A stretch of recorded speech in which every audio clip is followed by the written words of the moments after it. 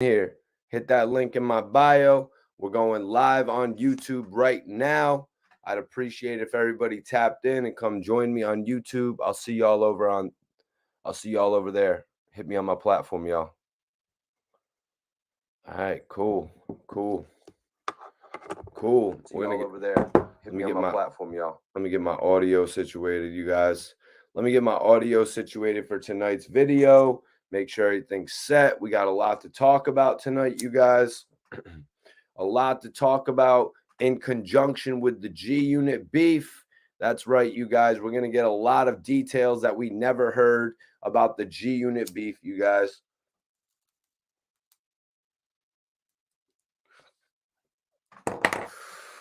Let's get this stream started off right.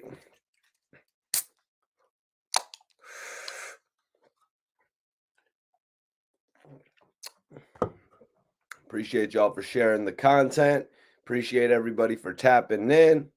What is going on, everyone? What is going on, y'all? Appreciate everybody for tapping in. Go ahead, hit that like button on the tune in, share this video. Share this video, you guys.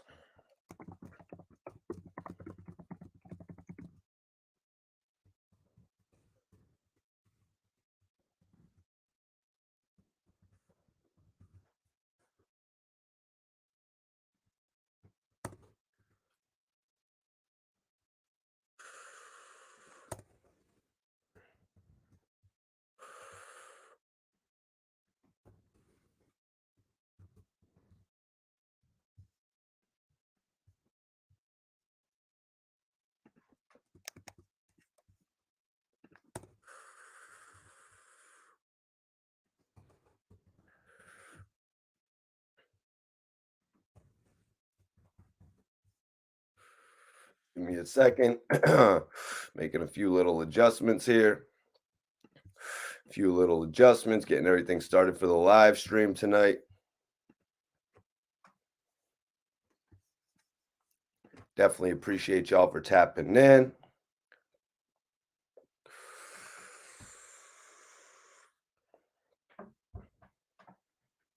What is up, Ronnie? What's popping with you, Ronnie? Major salute, man. Appreciate everybody for tapping in tonight. I know it's Memorial Day and all that. Hope y'all enjoyed your Memorial weekend and shit. Philadelphia Eagles in the building. Philadelphia Eagles. Damn, that summer heat is really coming in.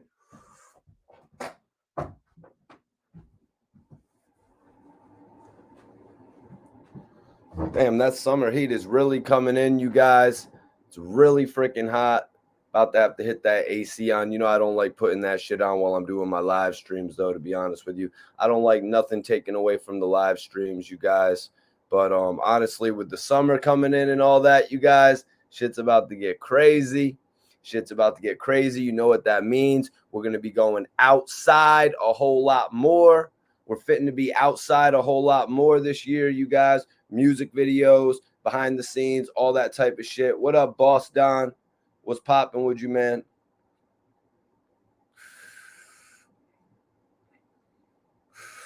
Yep, it's a Douce night, baby. You know we on that Douce tonight. Plus we on that good smoke. We on that Douce and that good smoke tonight, you guys. Dosey pie, actually. Yeah, bro. I was about to be in Vegas, like I said, and it's actually 100 degrees in Vegas. It's actually 100 degrees in Vegas, you guys. What up, General 5? What up, Ronnie? Yup, that Blue Bel Air. You know, if I had that shit on ice, I'd pop that right now. You know, if I had that on ice, I'd pop that right now, bro. We got quite a bit to talk about tonight, you guys. We have quite a bit to talk about.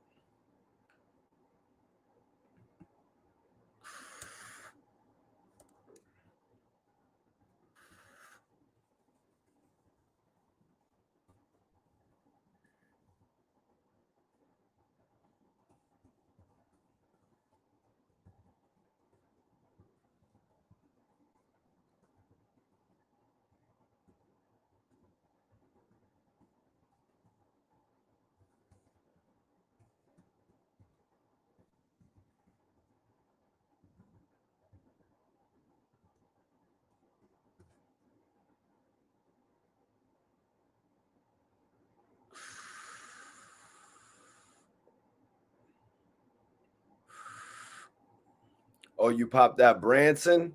You popped that 50 joint today? Yeah, we about to be I'm about to be drinking some of this tonight, to be honest with you, man. I'm about to be drinking some of this tonight, to be honest with you. I want to get on that Douce tonight, but I got a little Red Bull. You know, I got my mixer. Well, bro, to be honest with you, Tehran Jackson, to be honest with you, bro, when I was looking up some flights into Vegas a few weeks ago, I looked up the temperature and it really wasn't all that different from out here in Connecticut, Rhode Island, Massachusetts. You know, it really wasn't all that different. It seemed to be in the 60s to 70s a few weeks ago. That was, though. But a couple people I were talking to, they're like, yo, Mikey, don't even sweat that. It's going to be like 100 degrees in Vegas by the end of May. Here we are, the end of May, Memorial Weekend. It is like 100 degrees out there. Yeah, man, let us know how that Branson tasted. Let us know how that Branson taste. Let us know how that Branson taste, you guys. I like this Douce though, man. I think it goes down smooth. Let's see how smooth I can take this Douce for the live audience. Let's see. Shout out to the break. Let's see what's gonna happen to Mikey T on this one, you guys.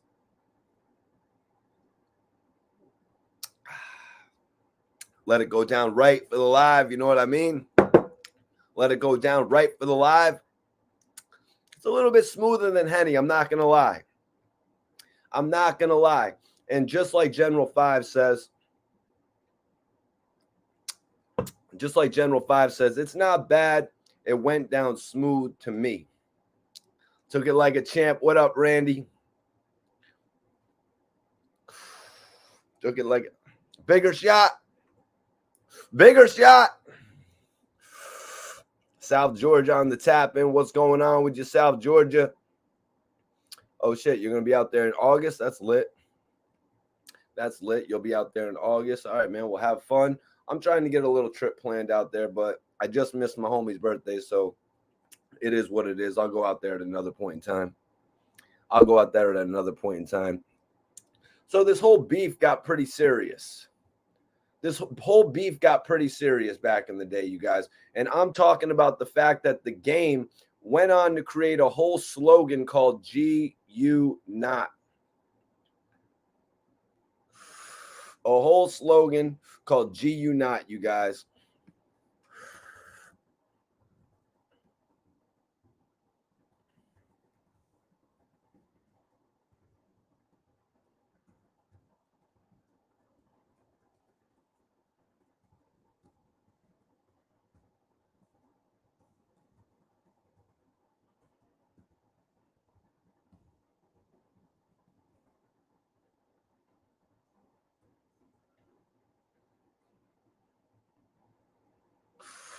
What up with you, Big Swift?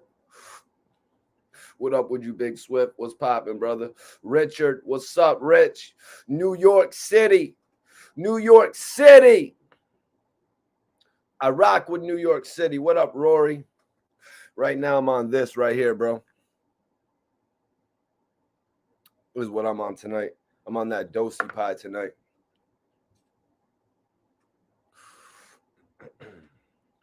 I'm on that Dosey Pie tonight and that Douce. I'm on that Dosey Pie and that Douce tonight. Philly's out here. What up, Tone? What's popping with you, Tone?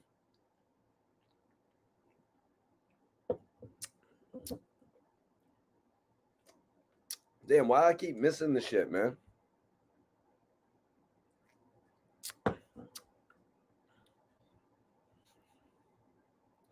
Yup. We're going to get into it all tonight.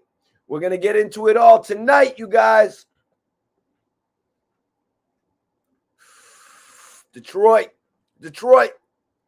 Everybody go check out that new Detroit Flows. My brother, 37 Mac. Cheese on that joint. Douce, that's Memphis Bleak and Jay-Z. It's really Jay-Z shit. You know what I mean? It's really Jay-Z shit. You know I got that yellow and purple. You know we on our Lakers vibe. Man. Nothing but Henny. Henny and the Remy, situated chain. But me, I'm drinking plenty. Do say, Memphis Bleak actually put me onto that shit. Memphis Bleak actually put me onto that back when I was messing around with Warehouse Records in Miami. Yeah, I was messing around with in Miami with Warehouse Records and shit. Rory Brown was popping with you. Everybody share this video if you mess with the channel. Everybody share this video to 1 or 2 of your friends if you mess with the channel. Let's get it. Let's get it. Yeah, we got some news to pop off about tonight, you guys. We got some news to pop off about tonight. So the same guy who literally put the NWA chain on his new album, I'm pretty sure you guys on the new Drillmatic album, The Game has the NWA piece on front and center of his album, right? So The Game is literally going to come on here and say that the man who put a chain on him, a man who put the industry on his back, he's going to say the man who put the industry on his back had him broke. You know, I feel like we had a cat just a few days ago who was running around on the internet and saying he was broke. He was broke. You know what, man? When somebody puts you in an opportunity, you got to go get money.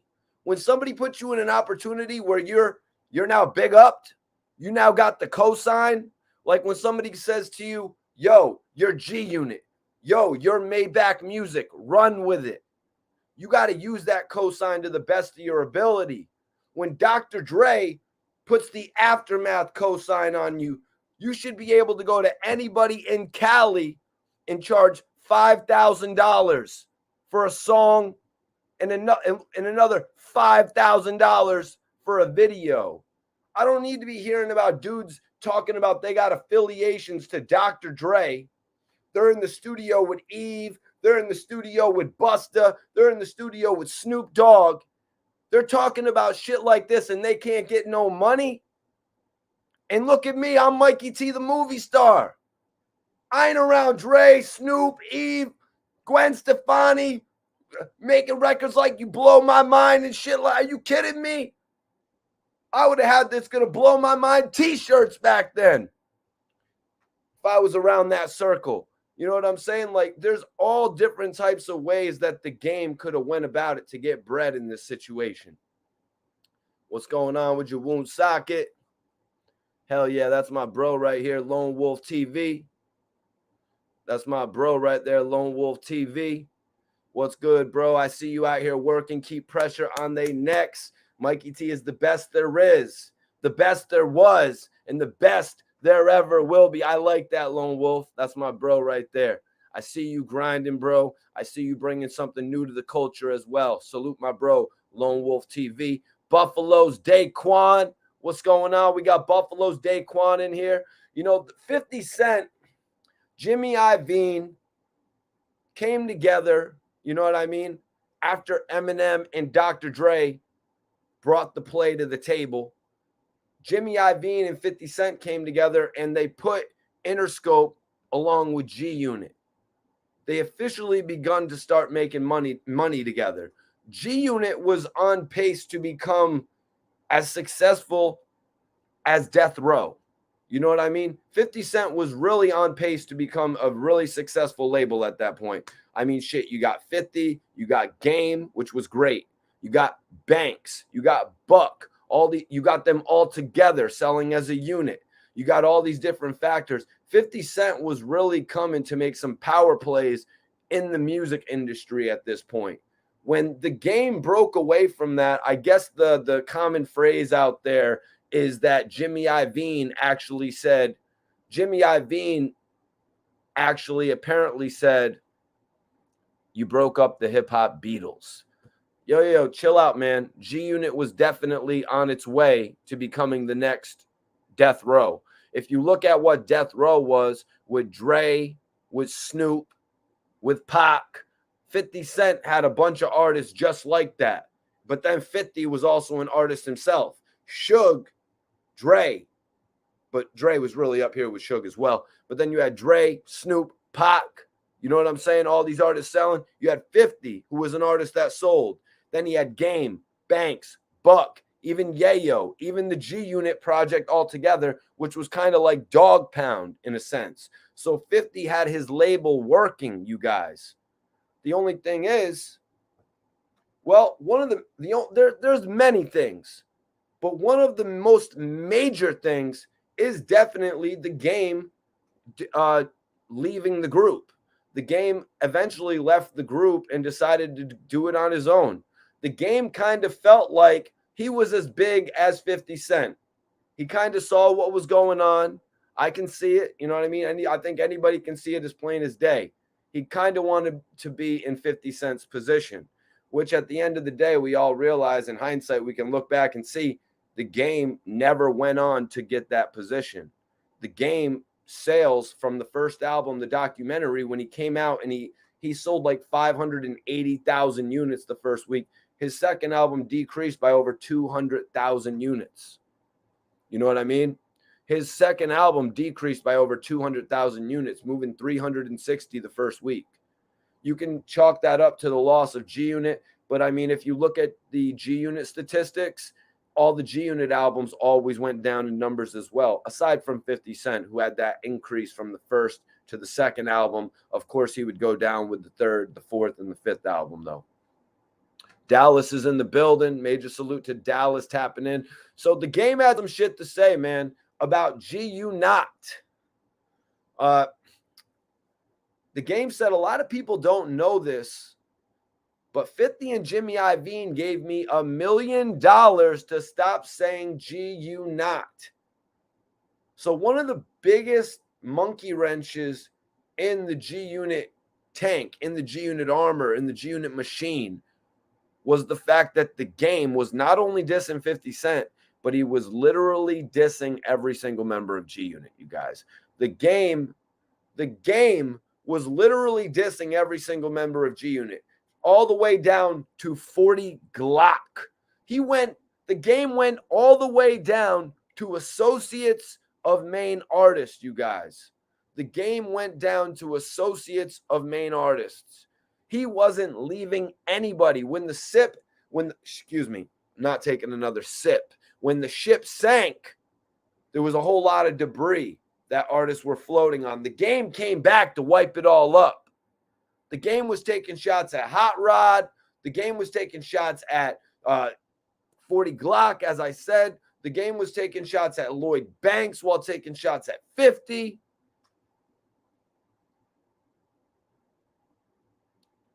Yes, sir. We speaking on some big shit tonight.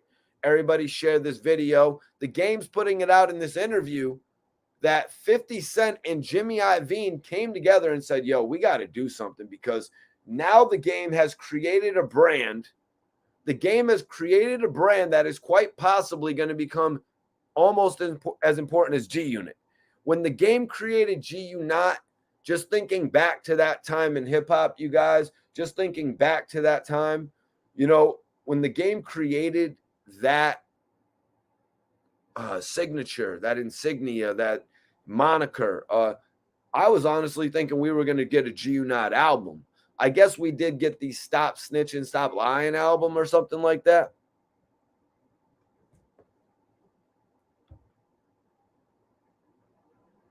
Share this video, everybody. Hit that like button.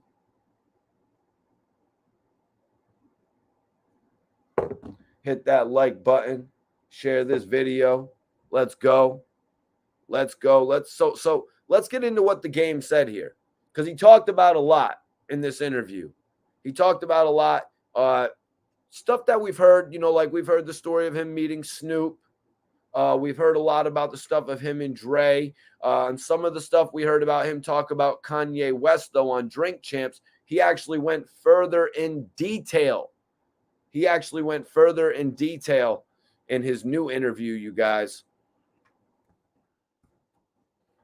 And so I want to get into this point about G-Unot, though. Let's see. Yeah, he actually did an interview with Showtime Basketball, which was interesting because he got to talking to the guys about draft picks, because a lot of people were questioning the game's antics. He got into talking to him about all that type of shit. What up, Tugwell? OVO's in the building. I see we got OVO in the building. Shout out my guy Drake. Always remember Drake for calling me a gentleman. You know what I'm saying? When you see somebody like that who's so when he's just so going far in the game, because he wasn't so like high up at that point, but you could just tell he was going far in the game. But the fact that he could have that much decency, to even introduce himself. What up, my guy? Q Life in the building. Salute my G right there. Got a dope interview with Q Life. If you guys haven't seen it, just go type it in. Q Life, Mikey T, the movie star. OVO, Unruly. Okay. So yeah, you guys, the game was jacking this whole G-Unot. He was jacking this whole G-Unot, and he was turning it into an epidemic. You know what I mean? You saw a lot of different things like Suge Knight running around, grabbing people up that were wearing G-Unit shirts. So a lot of the G-Unot shit was starting to spread. The game said a lot of people don't know, but like 50 and Jimmy Iovine gave me $1 million to stop saying G-Unot. They wrote me a check. They bought it. I had to trademark the G-Unot. And you remember when I was going around with the rat and doing all that shit? That shit hurt G-Unit. When the game was actually running around.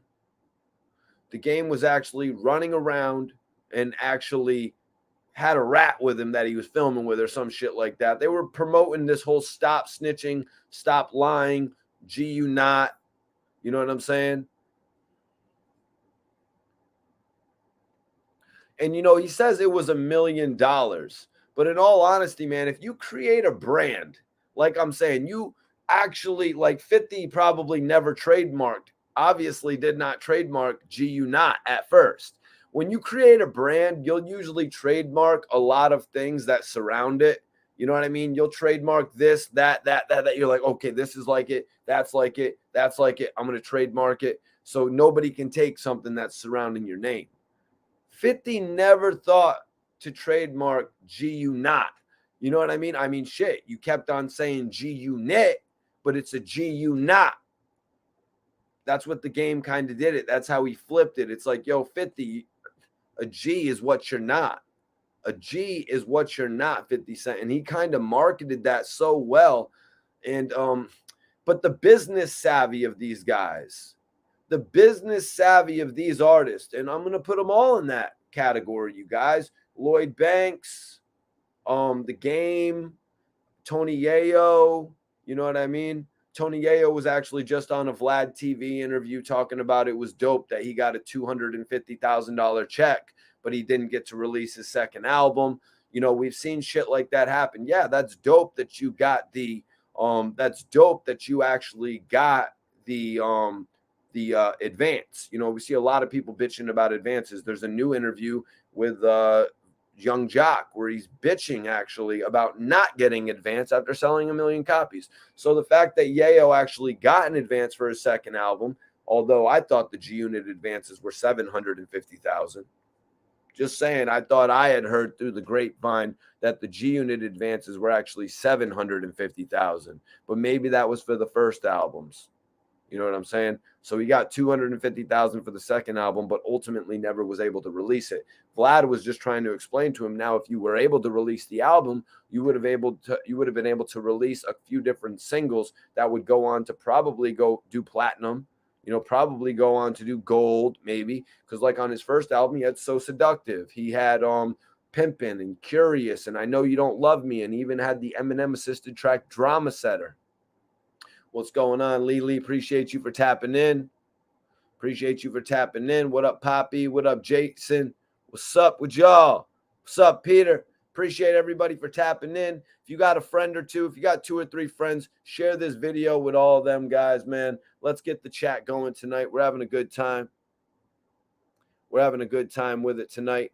But Game was saying here, a lot of people don't know, but 50 and Jimmy Iovine gave me $1 million to stop saying G-Unot. G-Unot, not G-Unit. The Game stopped saying G-Unit on his own. Well, after 50 told him to stop repping it. But they allegedly paid the Game $1 million to stop saying G-Unot. Now, I'm going to just put it out there. Not a bad deal. Not a bad deal. If the Game had a little bit more sense when it came to music at this point, but at this point, Game, Banks, Buck, Yayo, at this point in time, all these guys were pretty new to it. You know what I mean? They were all pretty new to it. Imagine, it's kind of like Eazy-E signing a contract for a few million and then signing everybody else for 75,000. It's relative. You know what I'm saying? It's relative. These guys didn't understand the business end of things. You know what I'm saying? The Game had a brand, G-Unot. The Game literally had a brand that I believe potentially was worth $10 million. You know what I mean? The Game could have charged $10 million. Or he could have said, you know what? I'm going to start releasing singles this year under the G-Unot. And then we're going to sell $1 million per single each year. We're going to have a label release them. Or you can pay me $10 million and I'll just put an end to that. And I'll keep doing these LAX and Jesus Peace albums. You know what I'm saying? So, but 1 million, they got the Game on the easy side of things right there. Yup, Big Swift, exactly. He didn't understand the financial literacy at that point, which he says Kanye West has instilled in him. Yup. Which he says Kanye West has now instilled in him. So now Kanye West gave the man a little bit of financial literacy. He gave the man a little bit of financial literacy. He schooled him. And now everything that Dre did for him, you know what I mean? When he was literally running around from rapper to rapper, now this is more than that. If you didn't get through that, you could have never got here.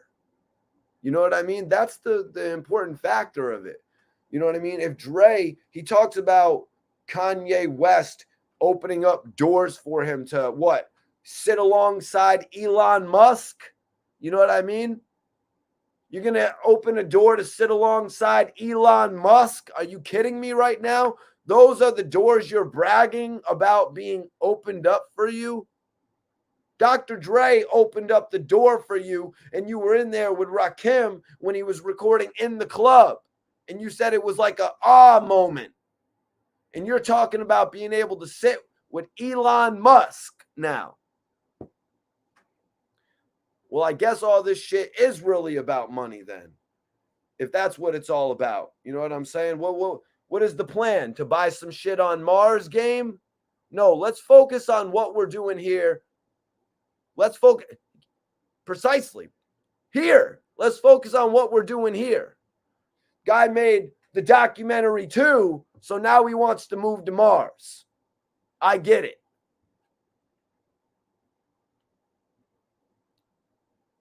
Major love. Shout out to Springfield. I'm just gassing you guys on that shit. But I'm just saying, he's talking all this shit about, oh, Kanye West is opening doors for me. Bro, if you never had the doors open where you met Snoop in a better light and you met Busta Rhymes and you met Eve and you met M and 50 and Dre all helped you do your album, like if those initial doors were not open for you, then you are exactly what you're talking about. Because later on in this interview, the Game went on to speak about why he wanted to battle Eminem. He spoke on why Eminem really wasn't that great of a rapper.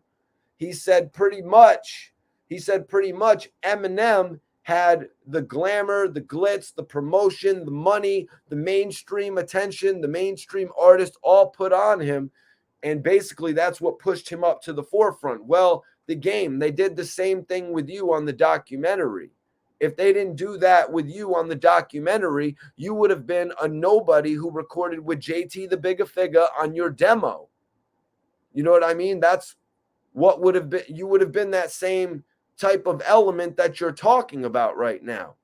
You know what I'm saying? your demo is probably that demo with JT the Bigger Figure, you guys. What's it called? Untold Story. That demo with JT the Bigger Figure is probably just about as good as Eminem's Infinite album. You know what I mean? Those albums are probably on the same level. You know what I'm saying? Now, the Game's debut album, the documentary, I do like that more than the Slim Shady LP. The Game's second album, The Doctor's Advocate, there's no way that it's better than, there's no way that The Doctor's Advocate is better than the Marshall Mathers LP. There's no way that LAX is better than the Eminem Show. And then we're going to move on to the fourth albums where the Game might have an opportunity to edge up M again. The Jesus Piece album against the Encore, which was trash. You know what I'm saying? So Game actually does have albums that can stand up with Eminem.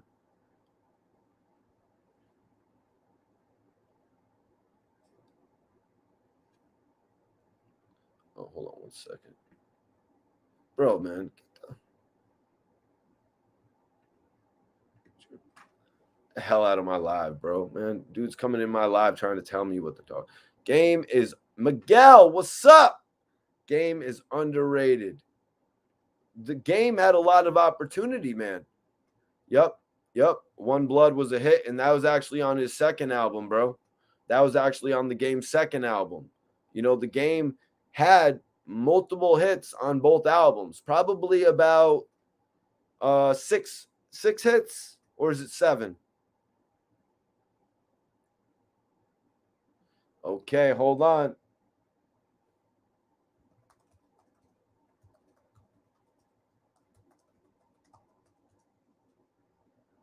I'm putting up a poll right now, you guys.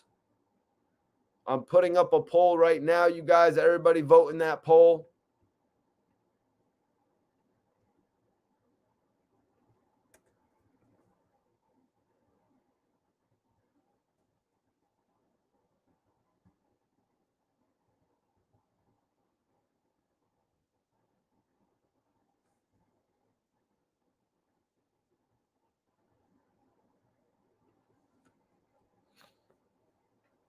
Yeah, I wasn't big on Encore, bro. You know what I mean? I wasn't big on Encore. Was Encore the one where he actually featured 50 Cent and Stat Quo on the same song? It's me, bro. Says I still have my G-Unit leather.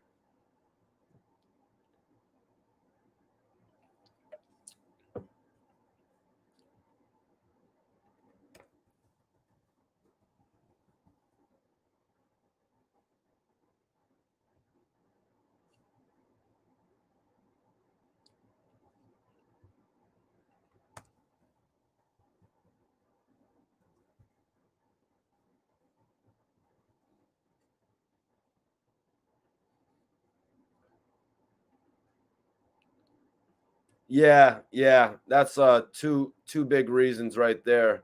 Neither of those singles, I didn't really like either of those singles. I didn't like Mockingbird. It was a very annoying single after a while. And Toy Soldiers, I didn't really like the way I mean, it was really good lyrics and shit. You know what I mean? Yep. Spend Some Time was good. Spend Some Time was good. Rich, yo, what up, Rick Harding? Appreciate you tapping in from Arizona. Much love, man. Definitely appreciate you tapping in. Everybody vote in the poll right now. Do you guys, we're about to get into this, man, because the Game has actually taken some heavy shots at G-Unit clothing. He's actually taken some heavy shots at G-Unit clothing, you guys. So let's get into this here. He said, and you remember when I was going around with the rat and all that shit? That shit hurt G-Unit. You stopped seeing the candy cane tank tops and all that. The whole G-Unit Mark Echo, all the shoes, all that shit died. That shit was a hot commodity. I remember I bought the G-Unit shoes that one time. They had them in the store, little $50. You know what I mean? I grabbed them shits. I was like, chitch. Little did I know the next campaign was going to be G-Unot. You know what I mean? Little did I know. Next thing you know, everybody's screaming G-Unot. Before that, I thought it was Murder Inc. What are you going to do? It's one thing, it's the next. First we're saying holla holla. Next thing you know, everyone's calling you a wankster. I'm just messing around with you guys. Behind the streams, says, I still have the Stop Snitching, Stop Lying DVD. How much did you buy it for back in the day, bro? Actually, no, I remember that shit for sale. They had that shit for sale all over. I remember seeing that shit. It was in FYE as well, wasn't it? I saw it in New York as well back in the day when they had the big Virgin store in New York. If my time frame isn't messed up, I used to be going to New York and shopping in that store all the time. That shit was lit. Miguel says the game did to G-Unit is what 50 did to Ja Rule. Yeah, that's facts, man. That's facts. And, it's kind of crazy that, the game is saying that they paid him $1 million. You know what I mean? And he's actually saying he accepted that amount of money. Man, I'm just saying, you know what I mean? I'm just saying it's like that time. It's like that time, you guys, that rumor about somebody wanting to pay Young Thug $8 million to stop rapping. What was that like? A rumor that Bill Gates wanted to pay Young Thug $8 million to stop rapping. And it's like, dude, why would you accept $8 million to stop rapping when you're going to make so much more in your career? Now, this is totally different. The game had his whole brand, Black Wall Street. He would later go on to make the Rolex Boys and shit, but he was predominantly Black Wall Street at this point in time. I think we all thought that was going to go on to become a major label, but the game out of thin air created a whole new brand. You know what I mean? The game created a whole new brand called G-Unot. It was almost as cool to say G-Unot. It was almost as cool, man. It was almost as cool to say G-Unot as it was to say G-Unit. So for the game to actually sell that brand, to sell that entity, to get rid of it, kick it. You know what I'm saying? Just kick that shit right out. Punt that shit, if you will. $1 million game. The game let G-Unot go for $1 million, and he thinks he's 50 got up on the game there too. That reminds me of when 50 sent one of his G-Unit guys up. He's like, yo, go pick up this money. 50 was like, yo, go pick. He always does this to his G-Unit artists. He always gets them to sign off on some shit. Like, look what he did with Young Buck. He's like, Buck, come back to G-Unit. Come back to G-Unit, Buck. And then he signs him for 2 albums. You know what I'm saying?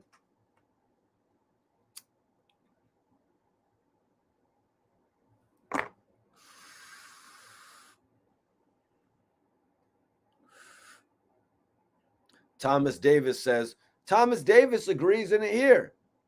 1 million is a bad deal. The game should have said $10 million and put me back on Aftermath. That's what the game should have said. He should have said $10 million and I want 3 albums on Aftermath, not Geffen. I want 3 albums on Aftermath with Dr. Dre and I want $10 million. But the game is going to go on to say that, we'll get into that in a second, why he accepted the $1 million. But I want to go over the clothing because that's the poll that I got up right here. The game is saying he's the end to G-Unit clothing. Listen, the game is saying when he ran around with the rat filming all the promo videos, that really hurt G-Unit badly. He said, you stop seeing the candy cane tank tops and all that. The whole G-Unit Mark Echo, all the shoes, all that shit died. That shit was a hot commodity at one point. G-Unit clothing dudes was wearing sweats, the headbands, the mask, everything. That shit died. So they had to pay me.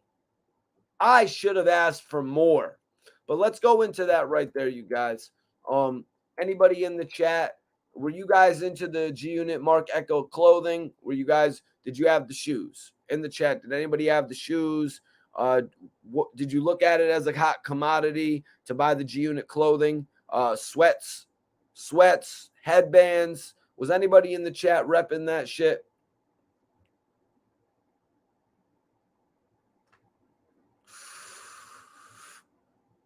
Yep. No, the game did come out with those hurricane sneakers.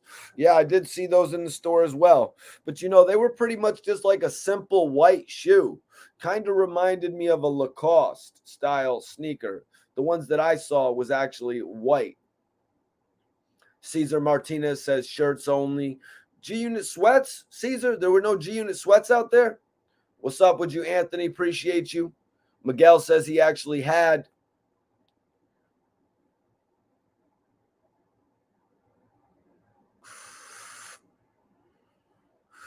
the Hurricanes. Well, right there, it's me, bro. Miguel had the Hurricanes. I didn't buy the Hurricanes because I chose to buy the 50 G-Unit joints.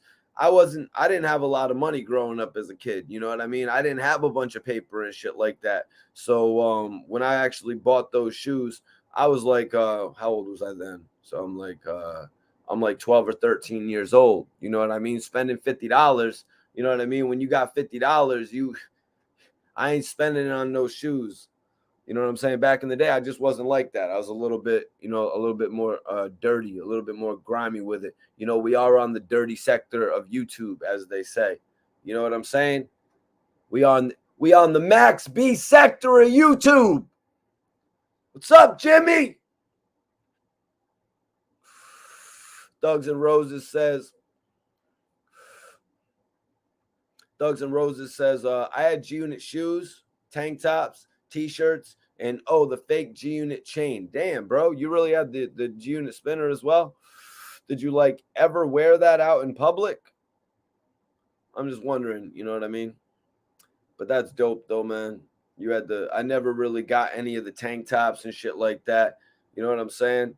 I never really got any, but I had $50 one time and I got the shoes. You know what I'm saying? Nightman says, Mikey T, it's Death Row Uncut, what we was talking about the other night. Yeah, the couple different joints that Suge released around the Chronic 2000 era. Around that time, later on, they did the Dysfunctional. You know what I mean? Bro.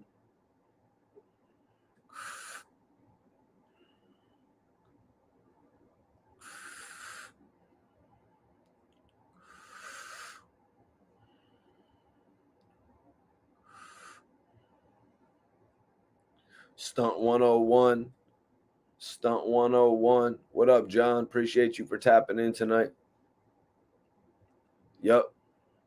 $50 in middle school went a long way in the flea market in 03. I know the experience. Yeah.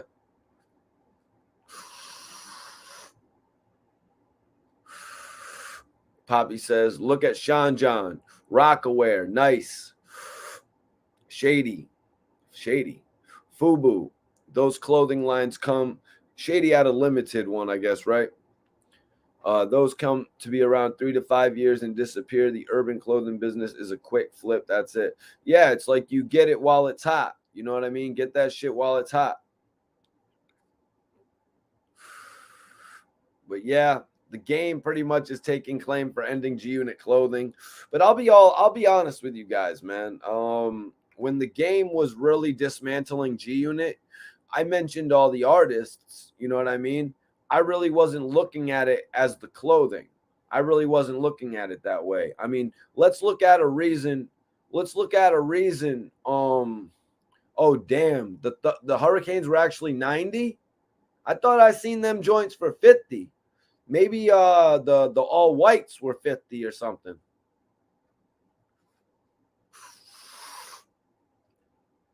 Maybe the all whites were 50. Because I was just sick of buying all whites at that point. I'm like, you kidding me right now? I just bought the G-Unit shoes and I messed them shits up within like a week. Next time I buy shoes, I'm buying some black shoes. You know what I'm saying? I was like, nah, I'm not buying no more white shoes. I'll be running around. I'll be getting it, you know what I mean? Getting little tussles, you know what I'm saying?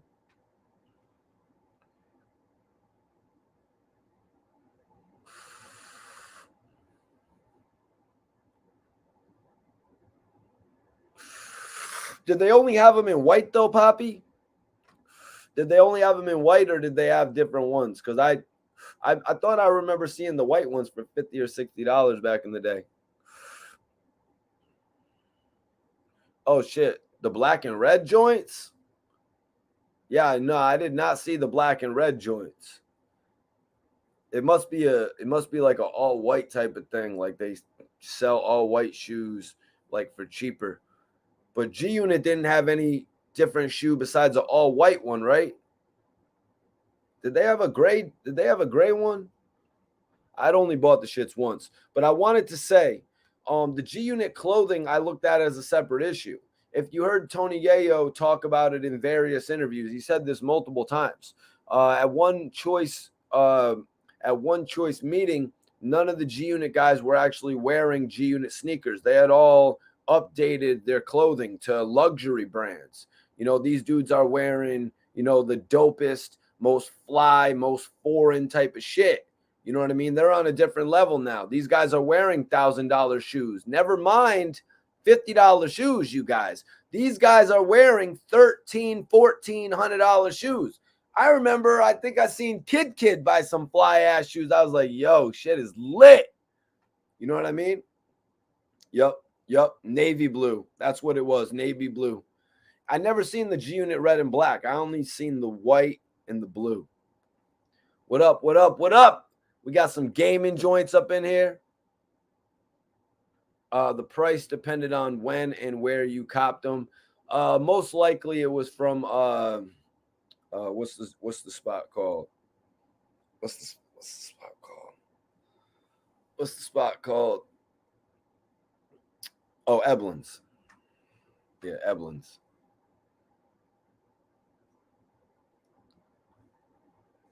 Yeah, my little brother had some G-Unit posters, but I didn't have G-Unit posters. My little brother, who was like 5 years younger than me, had G-Unit posters and shit like that. I didn't really have G-Unit posters. I wasn't really the type that had posters and shit like that. You know what I mean? I really wasn't that type. Sitting here talking about, you know what I mean, going to get some G-Unit shoes for $50. You think I'm really going to spend $7, $8 on a poster? Just wasn't my stilo, y'all. It just wasn't what I did. So let me see here. So they had to pay me, the game said. They had to pay me.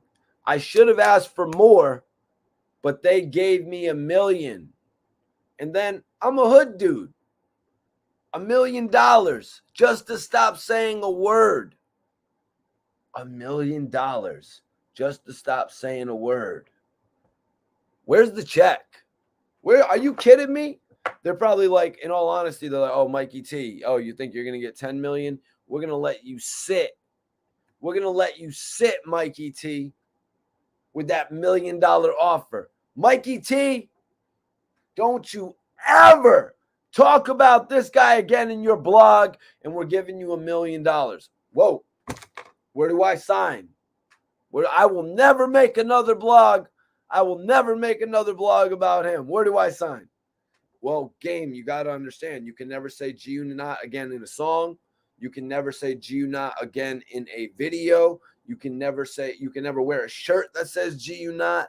You know what I'm saying? They probably had all the particulars down, and the game had to totally eliminate the word from his vocabulary. He had to totally eliminate the word from his vocabulary. John says, the question is he telling the truth? Yeah, that's the major question. That's the major question. If it is true, it's like, wow, they got you on a really good number, you know, because you could have baited them in and got 7 million, 10 million. Give me 5. You know what I mean? Give me 5. I won't say a word. Give me 5. You make it 6. I'll quit No, you see, that's what you can't do. You know, you don't quit hip hop. You know what I'm saying? That's why that whole Young Thug shit would never have made sense. Young Thug had way more than $8 million to make in the music industry. And I know we all know the position that Young Thug is in right now. It's a shitty situation that Thug is in right now, you guys. It's me, bro, says lightweight and legally, he got used again. Yeah, man. Yeah, 100%. The game kind of got screwed in this situation. But you know what, man? It's $1 million check.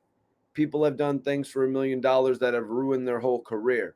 I think we all know, like somebody, I think my guy John was asking if he's telling the truth. I think we all know at a certain point the game was still beefing with 50. Well, the game has never stopped beefing with 50. You know what I mean? I don't think. It looks like they're cool now, but 50 game seems a little salty about the Super Bowl, whatever. But the game certainly stopped saying G-Unot. It was almost like, oh, what happened with G-Unot? Oh, Jimmy Iovine and 50 Cent wanted to make it look like G-Unit outlasted G-Unot. Another thing is that G-Unit started failing. G-Unit already started failing. It was already too late. You know what I mean? It was already too late by the time, if this already happened, it was already too late by the time they got there.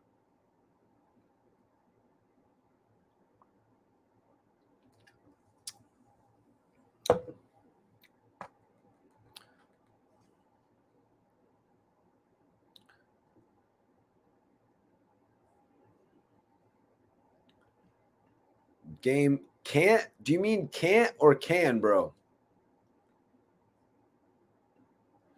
Behind the streams. After 600 diss records, he got tired of saying it.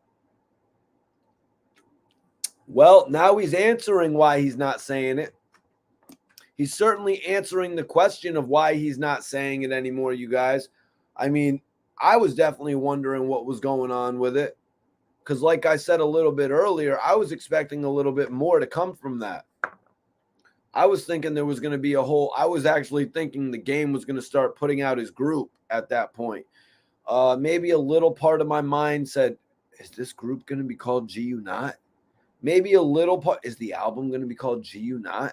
Maybe a little part of my mind fluttered that way. But the game ultimately never really got it popping with the Black Wall Street. He never really got all the guys in the position to actually be looked at as we looked at the G Unit members. And I could sit here and name them all, from Juice to Compton Menace to your boy. You know what I'm saying? The game really had a few dudes right there that were going to rap with him.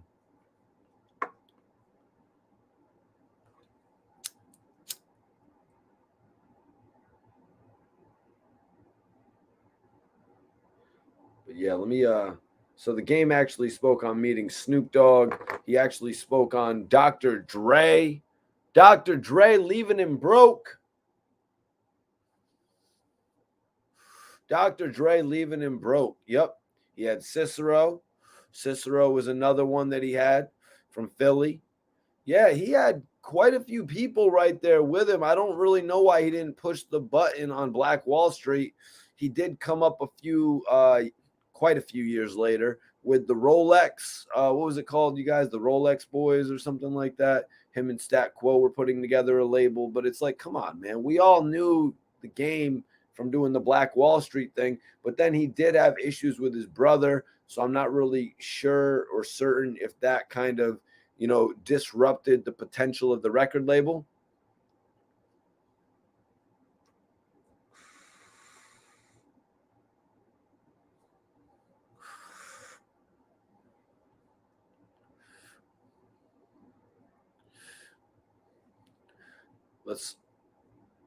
Damn. Mr. Nut 34, what up, bro? 50 own it, bro. He trademarked it. 52 smart. Mr. Nut. Smoking on a little do-si-do tonight, you guys.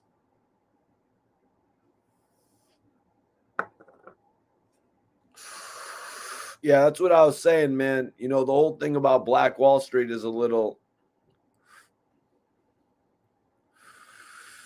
the whole thing about Black Wall Street is a little iffy because of the fact that him and his brother, I guess, parted ways over some issues. I'm not sure if he said it had something to do. I know he spoke on Drink Champs with Nori about the fact that a lot of people took issue with him bringing, different guys on tour with him. I'm not sure if that's what it had to do with, but honestly, the game missed opportunities of signing Kendrick Lamar and signing Nipsey Hussle.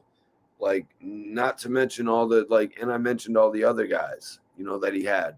Your boy being my favorite out of that group. Compton Menace being one that actually ended up showing me the utmost respect.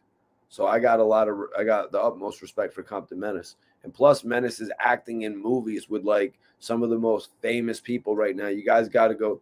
You guys got to go check that. You guys got to go check that shit out. He has a new movie called Fatale out, which is crazy. Well, you know, Big Face actually was one of the first people. Big Face was actually one of the first people, obviously, getting the game's music out there. From what we had heard, when Big Face would take the game's raps and actually put them within, he would actually put those raps within all the most famous rappers. So you would hear, like, I guess you would hear like Pac, Big, then it would come, the game would come on. Then you'd hear some, you know, some other legendary shit. You know what I mean? And then the game would come on. That's kind of how they marketed. I'm not sure if it was freestyle format. I'm not sure if it was actual track format. You know what I mean? The way that I looked at it, it seemed to be some of just the dopest, like mixtape type, not mixtape shit, but it's hard to explain. You know what I mean? It seemed to be a bunch of freestyles in conjunction with one another. And then you would hear the game rapping, and that's how he sort of got it going. From the way I remember hearing it explained early on when I witnessed the game come into this shit as a fan. Yo, chill out with all that type of shit in the chat, man. Keep it cordial in the chat, man. We don't need. Yeah, Menace is the homie.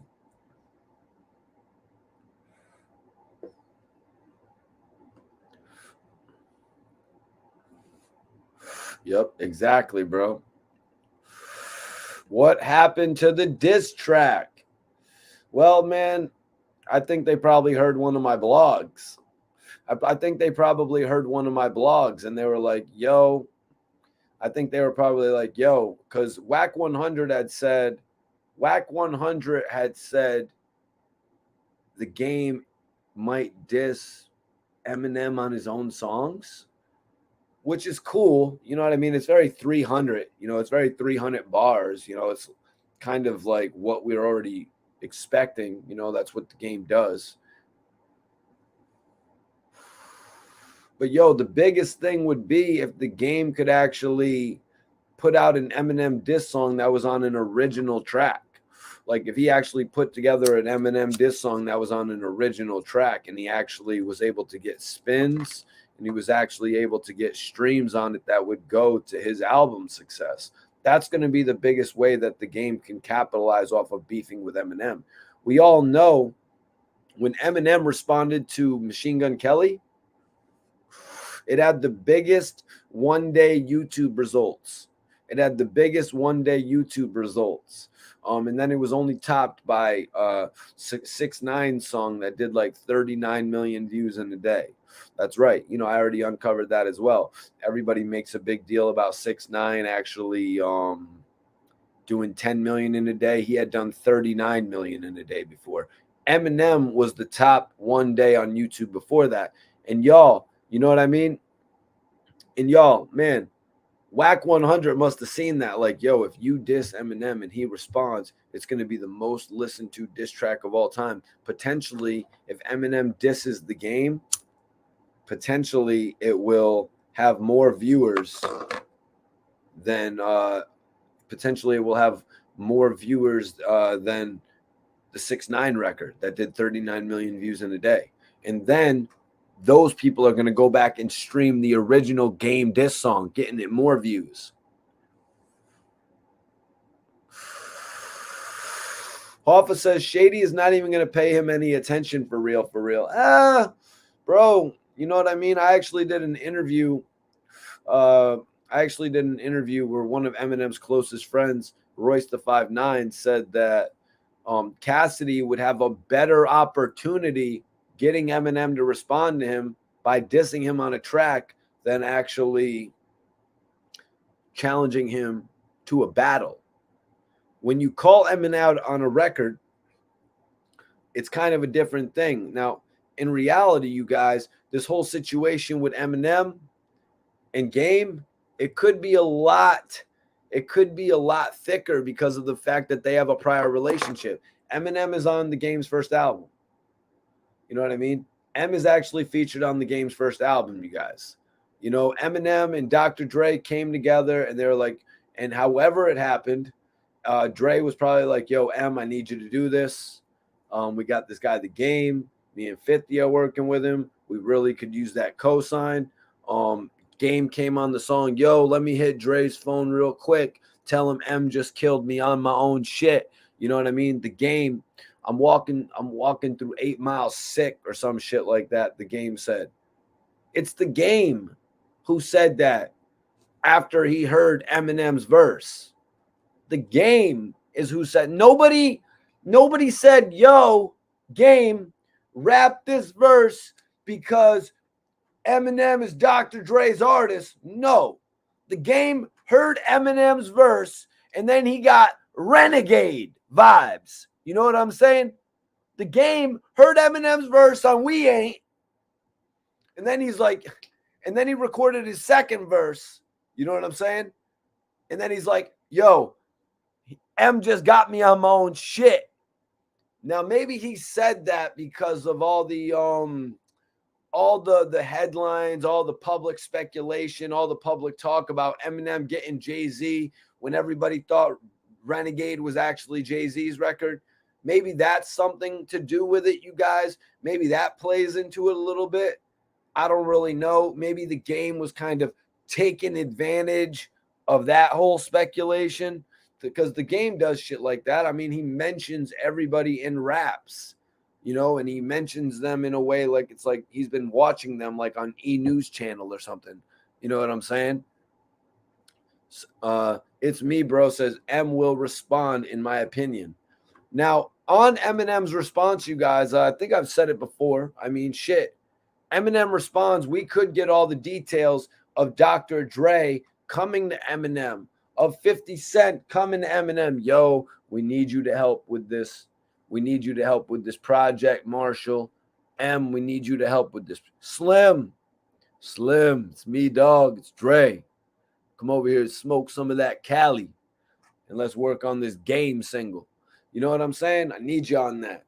Eminem's like, all right, I'll grab a burrito and come over. You know what I mean? It was probably the burrito phase of M's life at that point. So he goes, he does it. Eminem, if he responds to the Game, I think he will expose all these details. I think he might even talk about how the Game's project was more than likely going to be dropped from Aftermath if Eminem and 50, if Eminem's artist 50 Cent didn't come and save the day.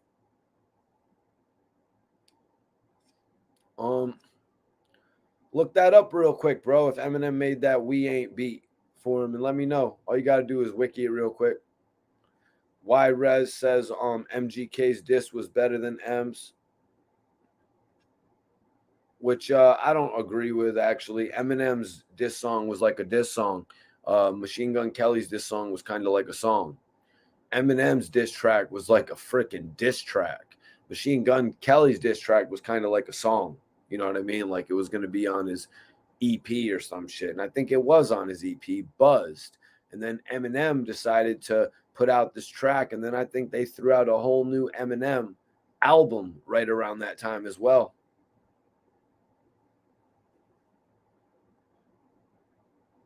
Let's see.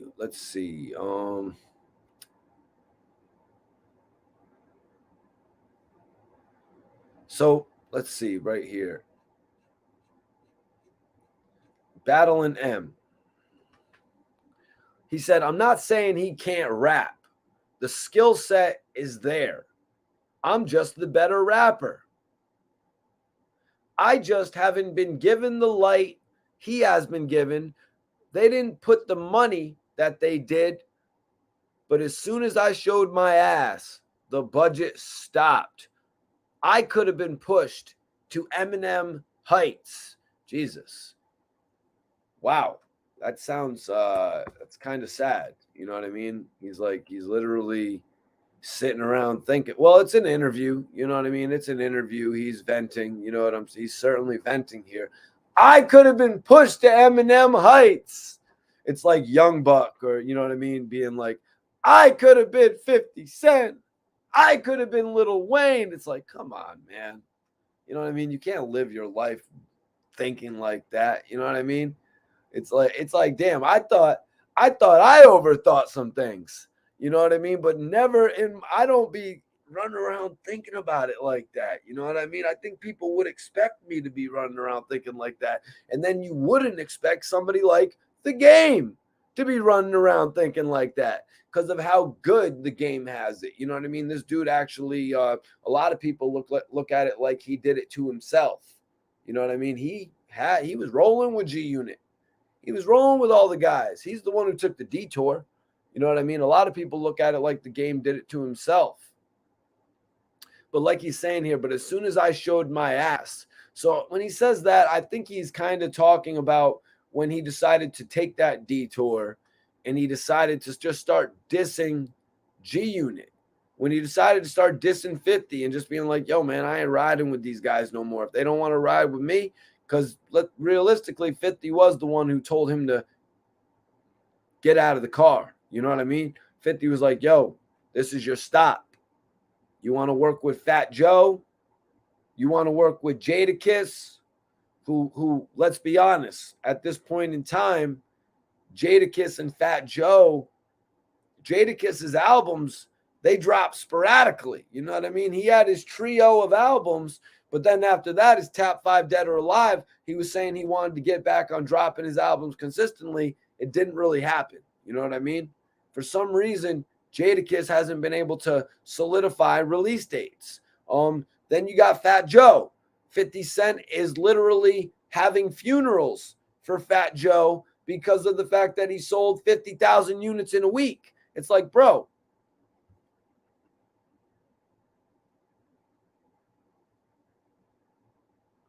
Oh, hold on one second.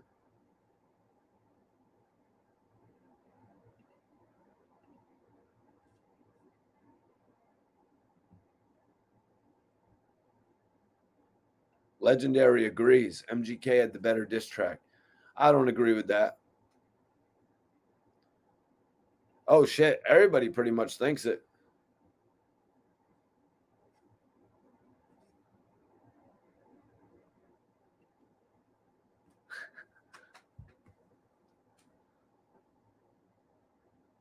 Yeah, so where was I right there?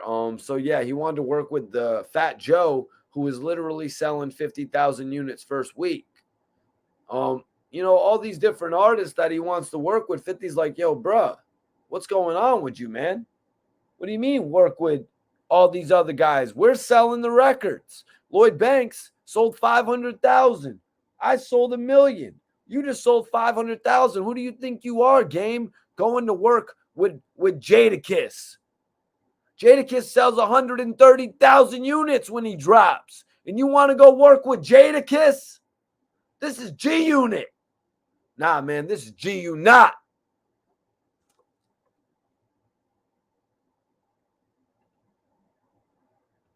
Don't ask no dumbass questions in the chat. Dudes don't be following my streams enough to really know what's going on, man. If you guys kept up with my streams, you would know what I'm doing. You would know who's popping in. You would know who's ending beef with who, all different types of shit. Don't hit me with that shit. Hit a super chat if you want to ask a question, a personal question. Yeah, Joe, Dr. Too Breezy. Joe does his Instagram thing, man. It's the Jopra show, man. That's really where Joe kind of got his bag ready for that way back in the day. I don't know if anybody in here had seen it. I don't know if anybody had recognized it from back in the day, but Fat Joe was on all the MTV red carpets and shit like that, actually interviewing people back in the day. Pretty much that's why he's so in tune with what he's doing. It's kind of shocking that he didn't get into it before Nori. You know what I mean? But when we look at the careers of Fat Joe and we look at the career of Nori, it's pretty evident. You know what I mean? Fat Joe's career, he's pretty much been dropping albums. Like, they've kept Fat Joe on a schedule of dropping albums. You know what I mean? Fat Joe was always dropping an album. Nori, not so much. You know what I'm saying? So that's why it's dope that Nori found his lane. He actually not only found his lane, he opened that shit up so much and inspired so many people with what he did. Fat Joe probably being one of them, being able to say, yo, I can go back to actually what I've done before. I don't are y'all in tune with what I'm talking about? With Fat Joe being on them shits, actually interviewing people back in the day?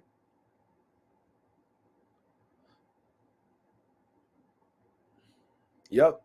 Yep. And they're all cool with 50 now. And they're all cool. Exactly. Just like you're saying, legendary. And they're all cool with 50 now. You know what I mean? They're all legitimately cool with 50 now. So it's really like, yo, why did we waste all this time? And why did we waste all this opportunity to make money? But 50's off of that shit, man. 50 is off of that shit. Now, Game's not. Game's not off of it because Game's still sending him bottles. Game's still what else is Game doing? Game is still acting like, oh, I wrote this record. I wrote that record, baby. That's what's up. Or you know what I mean? He's trying to say he wrote records for 50 now and shit like that. Maybe it's not him. Maybe it's just whack insinuating. We'll have to wait and see what we hear on the new shit.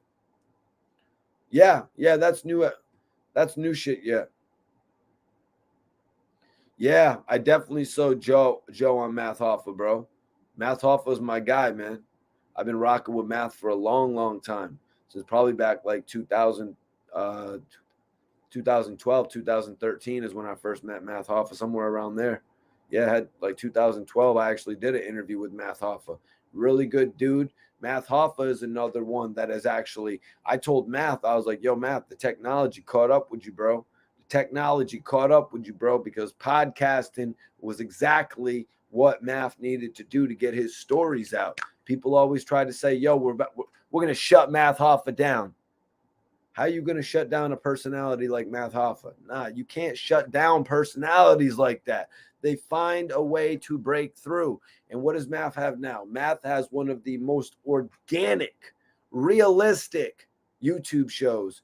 My expert opinion, you guys. I think y'all are pretty much in tune with it. If you're not, head over and subscribe to Math Hoffa. He's on his way to 500,000 subscribers right now. If not, probably closing in on that. I'm saying 1 million before the year's out, though. Big year, 2022. You know, we're doing a lot of shit this year, you guys. Yo, bro, Mr. Nut. Mr. Nut. Mr. Nut. Mr. Nut. Let's be real. Mr. Nut says, how you going to how the F you wrote records and he wasn't around, bro? We got to stop giving the game light. He's king of cap. Bro, the game was actually around. The game was actually around in 2002. The game was around all these guys. The game was around several of the G-Unit members building a reputation, bro. You know what I'm saying? The Young Buck shouted Game out on the Beg for Mercy album, on the second single, Popping Them Things. The Game spoke on the fact that he saw Rakim actually recording the In the Club song. So this is before In the Club was recorded. The Game was around. Let's get off of that notion that the Game wasn't around at that point. The Game had been an artist that was kind of the Game was kind of flailing on Aftermath, as a lot of artists were. You know what I mean?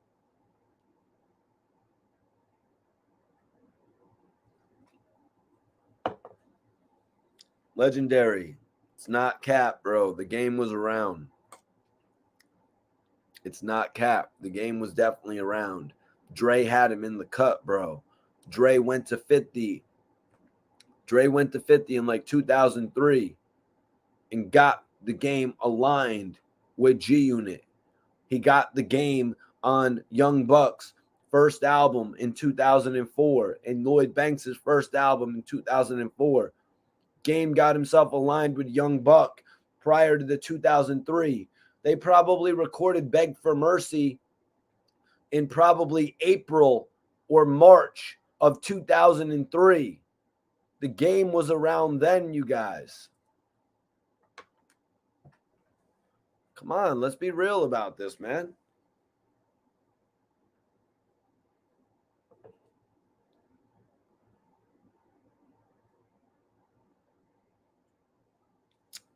It doesn't matter about 50 Cent being signed.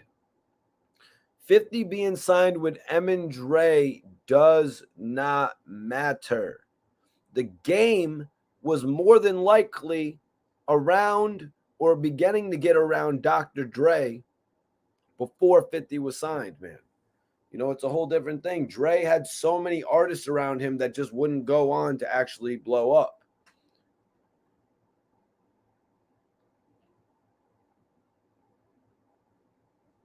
What the hell, dude?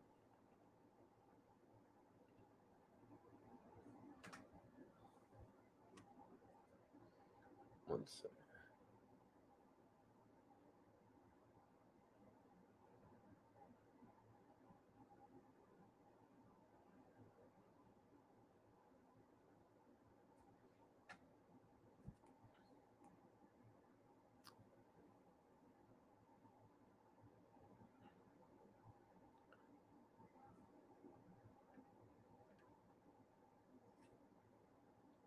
Thugs and Roses says Game was even in the club video. Yeah, let's try to get our time, you know what I mean? Our time frame right about that situation, you guys, because I've done interviews with people that were affiliated with G-Unit that even said they met the Game. You know what I'm saying?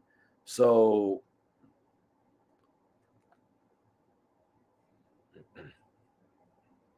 all right, bro. Chill out, man. Chill out. What up, Tyson? Game signed to G-Unit in late 2003. Yayo was still locked up.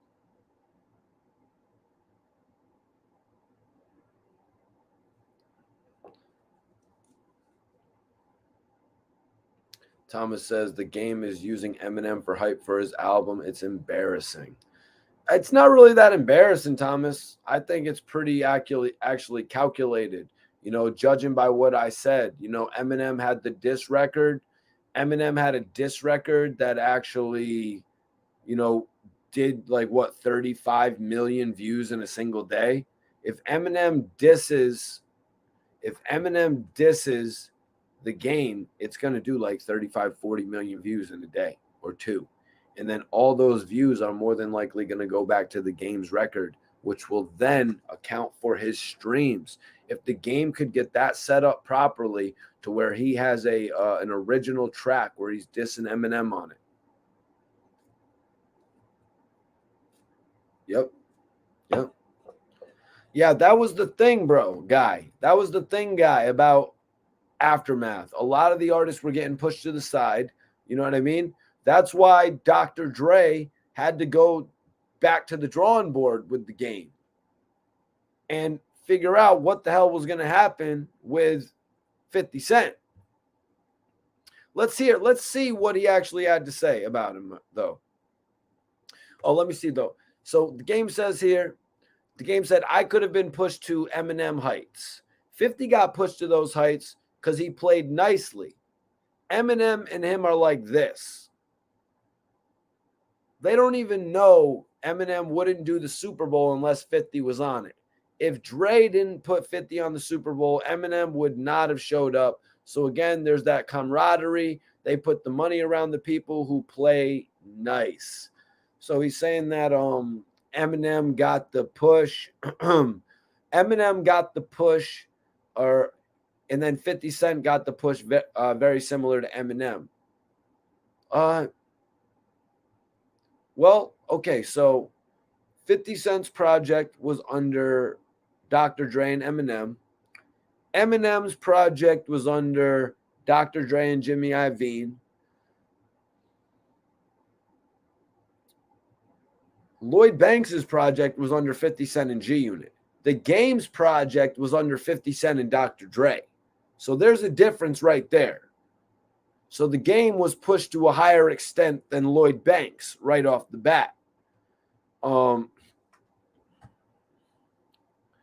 Now, this whole thing about Eminem saying that he wouldn't have appeared at the Super Bowl if 50 Cent didn't show up there, I got to say that's speculation. You know what I mean? I got to say that's speculation, man, because, bro, that's some pure speculation, because I don't think Eminem would have done Dr. Dre like that. There is no way that Eminem would have done Dr. Dre like that, and I don't think Eminem would have really. I just don't think he would have done that, judging by their relationship. The relationship with Eminem and Dr. Dre goes back many more years before that of his relationship with 50 Cent. And you got to take friendship or into consideration in that regard. These guys did the Up and Smoke tour together. These guys have been working together for probably about 5 years. Probably about 5 years max, maybe not. Eminem, Dre, probably 1999, maybe 98 if I'm stretching it. And then 50 Cent came into the equation, maybe the end of 2000. No, not the end of 2002. Certainly before the end of 2002. So, yeah, you know what I mean? I just don't see that. You know what I mean? Eminem had done so much with Dr. Dre. If you were to turn your back on Dre at that point over him not wanting 50 Cent involved, like, I just don't find that I don't think that's accurate whatsoever. And if somebody shows me a video of like Eminem saying that's accurate or something like that, I would kind of be shocked, you know, because that's actually pretty absurd if he would have left Dre high and dry. You know what I'm saying? If anybody would have left Dre high and dry, I think the reason Kendrick Lamar was there in not the game is because Kendrick Lamar is more of a he's more of a mainstream celebrity. He's more of a mainstream player than the game at this point. More people in general have, you know, opened up to Kendrick Lamar than have stayed with the game. A lot of people don't see the game in the same light anymore.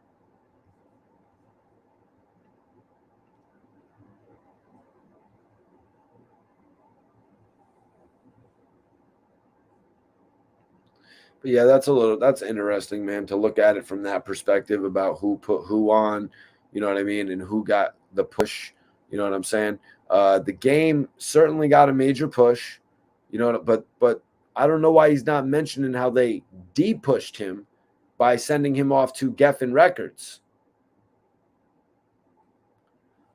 Yeah, but nut,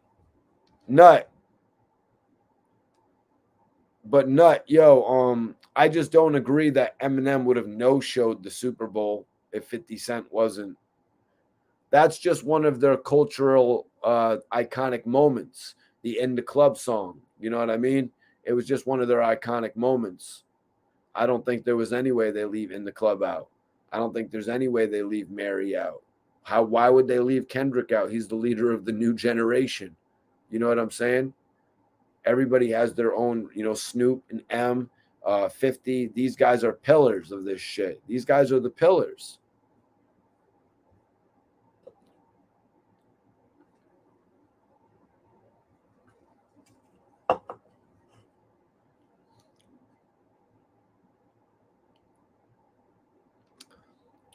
Yo, it's me, bruh. What are you talking about?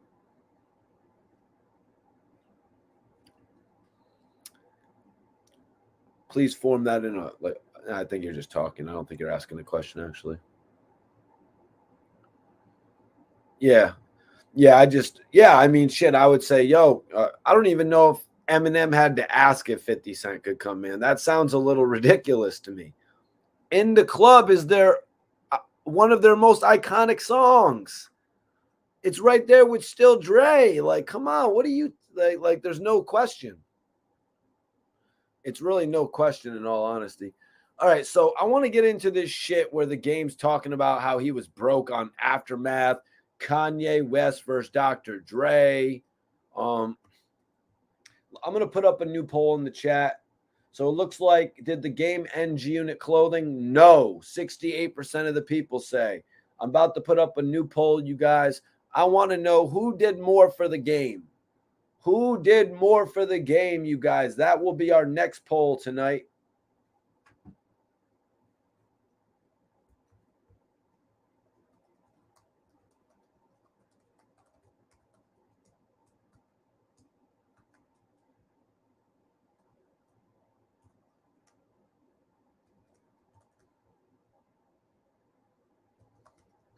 I'm giving you guys a third option.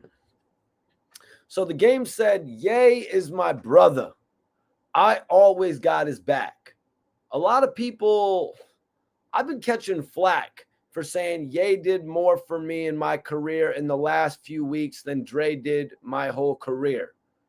Well, one thing Dre did was sign me, but Dre signed the hottest dude in Compton.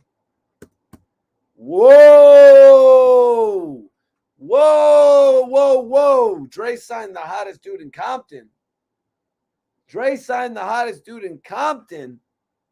Bro, before Dre signed Game, the West Coast was kind of getting left in the past, bro. Like everybody was wondering who's going to be the next one from the West Coast.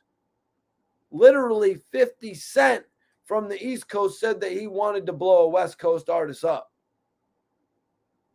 You know, I only say that to say that Game could not have been making that much noise. The Game could not have been making that much noise if we're all still resorting back to Dre and Snoop, and we're all thinking that all Suge Knight is doing is bootlegging Tupac. I wasn't saying, oh, the Game, because Suge Knight was passing on the Game. Puff Daddy was partying with the Game, passing in bottles of champagne, from what the Game said. Yo, I want to record Dreams. Here's a bottle. No disrespect to Games. Dreams is a great song.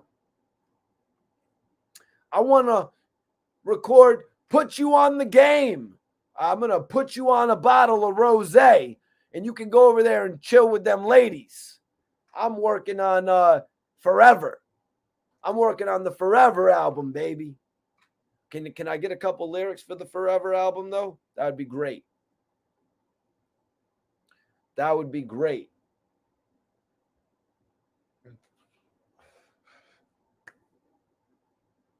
Everybody vote in the poll right now. So let me see here. But he said, well, one thing Dre did was sign me. But Dre signed the hottest dude in Compton. It didn't matter who was going to sign me. Cap! So you're going to say all that shit about it mattered who signed Eminem, but you're going to say it didn't matter who signed you? Yo, bro, there are mad rappers that signed to Puff Daddy. There are mad rappers that signed to Dr. Dre that just sat on the shelf. There's rappers that signed to Puff Daddy, came out with albums.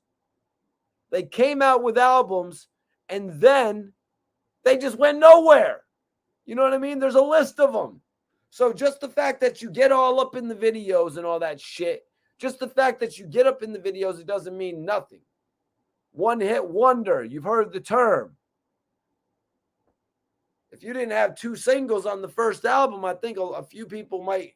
No, I'm just capping with that, because the Game had like Wouldn't Get Far. No, that's the second album. The Game had the 2 singles with 50. He also had Dreams. Some people would consider Put You on the Game. But then he also had several album cuts that were really great, like Start From Scratch, Special with Nate Dogg. Then the next album, he actually had a bunch of records. You know what I mean? One Blood, Wouldn't Get Far with Kanye West. One that I didn't like, the Strip Club record. Didn't really like that so much.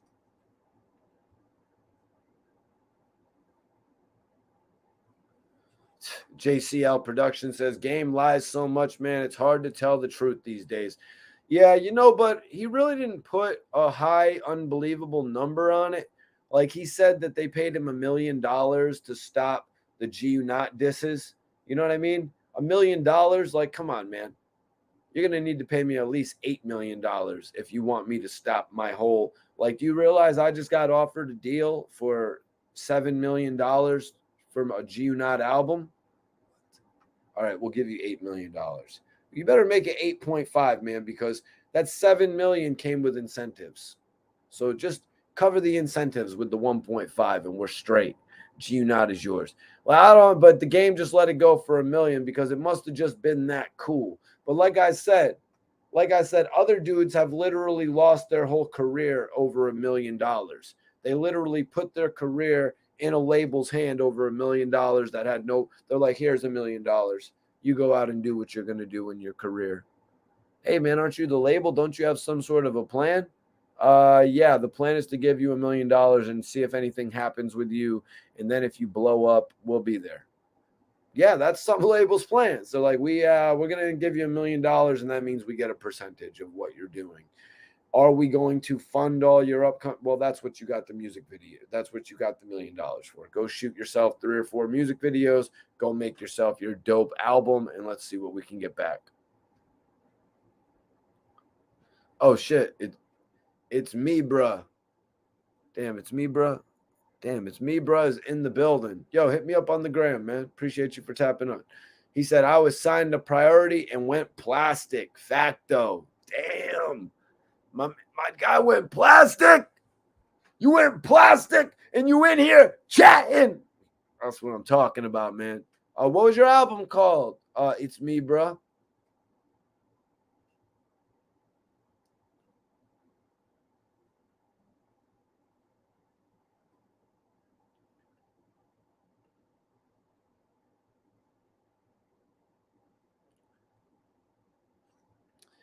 Thugs and Roses says Diddy was actually going to sign the game, but they thought his style was too raw and not marketable. Yeah, like, I mean, shit. So that's their excuse for the game. And then their excuse for Drake is, oh, his style is just too marketable. You know what I mean? Drake's style is it's just too marketable. He's too nice. And then this guy's too raw. He's too uncut. So game is like, but Dre signed the hottest dude in Compton. It didn't matter who was going to sign me. I was going to be the next dude. So as far as Dre and Jimmy Iovine signing me to Aftermath and Interscope, they also did themselves a favor because they had picked up where Tupac left off in signing me. Wow, the game is full of some of the greatest statements here. The game is full of some of the biggest statements here, you guys. Dr. Dre and Jimmy Iovine. Dr. Dre and Jimmy Iovine, you guys, they left off. They picked up where they left off with Tupac. The game is on some shit, y'all. I'm interested in hearing Dramatic after he's saying this shit, man. The game is at a certain point of his career. I'm about to have a drink of Douce to that, man. I'm about to have a sip of Douce to that one, man. The game getting picked up by Dre and Jimmy Iovine, it's like they picked up where they left off with Pac. Wow. That was one hell of a statement right there, game. As much as Dre did for me in signing me, I did for him in bridging the West Coast. You had 50 and M, but you didn't have nothing on the West Coast. Snoop was indie and went to No Limit. As much as Dre did for me, I did for him. He will tell you that if we being honest, so when I say Ye did more for me in the last 2 weeks than Dre did my whole career, the conversations that I have with Ye, the billionaire mindset that he put me in the rooms I walked in, Dre never put me in them rooms.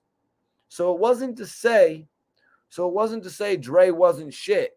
He never did shit for me. In my mindset and what I know now, my financial literacy, just from being around this man, is more than I can ever repay him. And it's absolutely more than Dre has done for me in my career. Listen to this, you guys, because I can remember being signed to Aftermath and being damn near broke. Not saying that was Dre's fault. Not saying that was Dre's fault. You know what, man? If I'm Mikey T, the movie star, and I get a deal with Douce, if I get a deal with Douce, if I get a deal with Aftermath, let's say I'm Mikey T, the movie star, Dr. Dre just signs me to Aftermath. Are you kidding me, man? I'm about to be the hottest rapper in the game charging for my independent features. So yes, that's on you, game. The fact that you weren't able to bridge yourself out. The game was not marketable. The game didn't get his Max B charisma, you guys. The game was like, he was not like Max B until 50 Cent put out How We Do. Even when the Game released the Certified Gangsters remix with Jim Jones, the Game was still a tad bit boring. The game, 50 Cent gave him that mainstream marketability. Once people heard about Max B writing Ballin', once they could blatantly see Jim Jones and Max B's style similarity, you know what I'm saying? Once they, saw Max B actually get hit with the major charges and come home on that bail, that's when it became intriguing to look at Max B for a lot of people on the internet. Before then, a lot of people looked at Max B as a tad bit boring on certain records. You know what I mean? They just didn't really gravitate towards him. The Game's earlier records, you just didn't really gravitate towards him. Certainly, Rick Ross. Let's bring it over to Ricky Rose. Before 50 started dissing him, his music never sounded better. After 50 started dissing Rick Ross, Magnificent sounded magnificent. I'm just being real on this. I hate to say shit about Max B or people that I really like, because Max B is one of my favorite artists, but I just keep it a dub. You know what I mean? I keep it 100. I keep it 1,000. You know what I'm saying? A lot of people weren't into that. Why didn't they make Max B blow up for his first run? You know what I mean?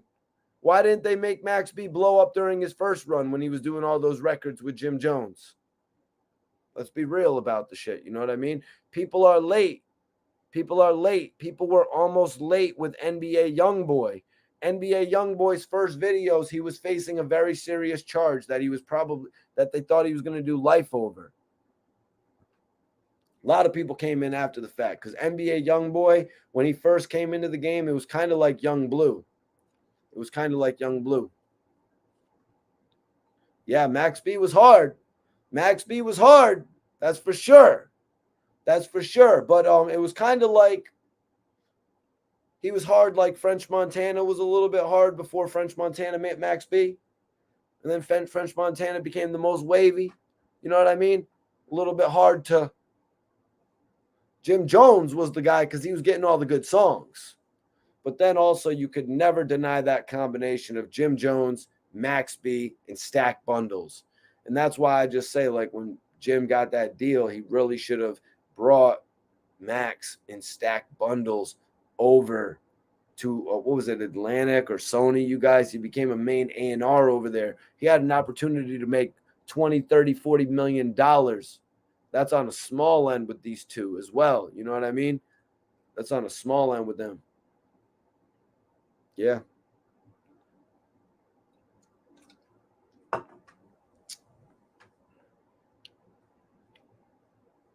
Rest in peace, Stack Bundles. Yeah, man. Rest in peace, the goats, man. Them guys right there, they had a sound. They had a sound that obviously can't be duplicated. You know what I mean? You can sound like them. You can sound like them, you know what I mean, to a certain extent, but you can't get all of the real things, you know what I mean, that they put on their, because you're never going to know how they do their ad libs to that extent, because they're always doing new innovative things. You're never going to get the direct slur of their voice, all the new slogans and all the new sayings that they were learning on a daily basis. They were throwing it into their music. So other people just watching them and learning from them, once they don't have nothing to watch and learn from anymore, it's going to kind of get corny. You know what I'm saying? Because they're not going to be able to learn from the greatest. But yeah, I will be doing a review on the Lobby Boys. I want to review the new album, The Lobby Boys, Jim Jones, Mano. So make sure y'all tune in for that. Pretty sure that's what I'm going to be doing tomorrow night, you guys. I'm pretty sure I'm going to be doing a review of the Lobby Boys album.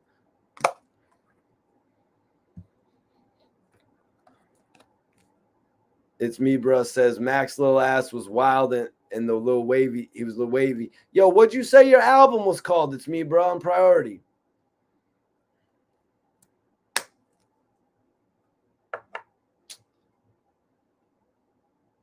Dog named his album after one of the greatest hip-hop albums of all time, Nas Illmatic. Drillmatic better be fire. Yeah, yo, I hope y'all don't hate about me on my opinions about Max B. I just really, or anybody, I just call it the way that I see it, you guys. I've been watching for a pretty long time. You know what I mean? Sometimes you see the way these artists' careers can actually parallel others. You know what I mean? I'm not just coming on here to sugarcoat it, kind of like Adam 22 said about, Lil Pump having an issue, because of where he's at in his career right now. And he just expects Adam 22 to be like, yo, Lil Pump is still as lit as he ever was. You know what I mean? Because obviously Lil Pump got further, you know what I mean, from when him and Adam 22 were running around and doing the circuit and staying at the cheaper hotels, van life and shit like that, and really just getting started. But since then, he kind of, he came back to, he lost it a little bit. You know what I mean? He came back down to reality.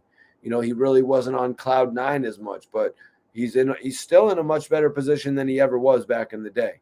So that's why he was kind of running rampant, going crazy on Adam 22. I was thinking about addressing that in a video. Man.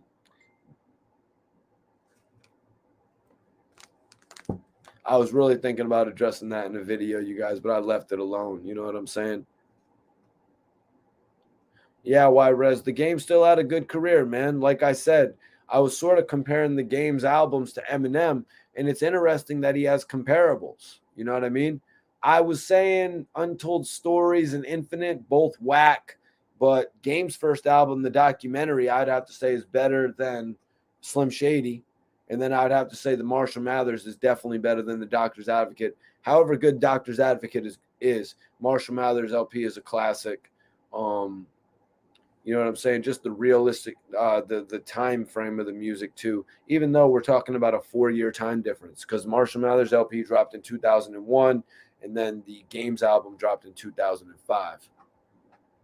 But still, just such a time difference. I mean, if you just go back to listen to "Bitch Please" too, like that sounds like one of the most classic.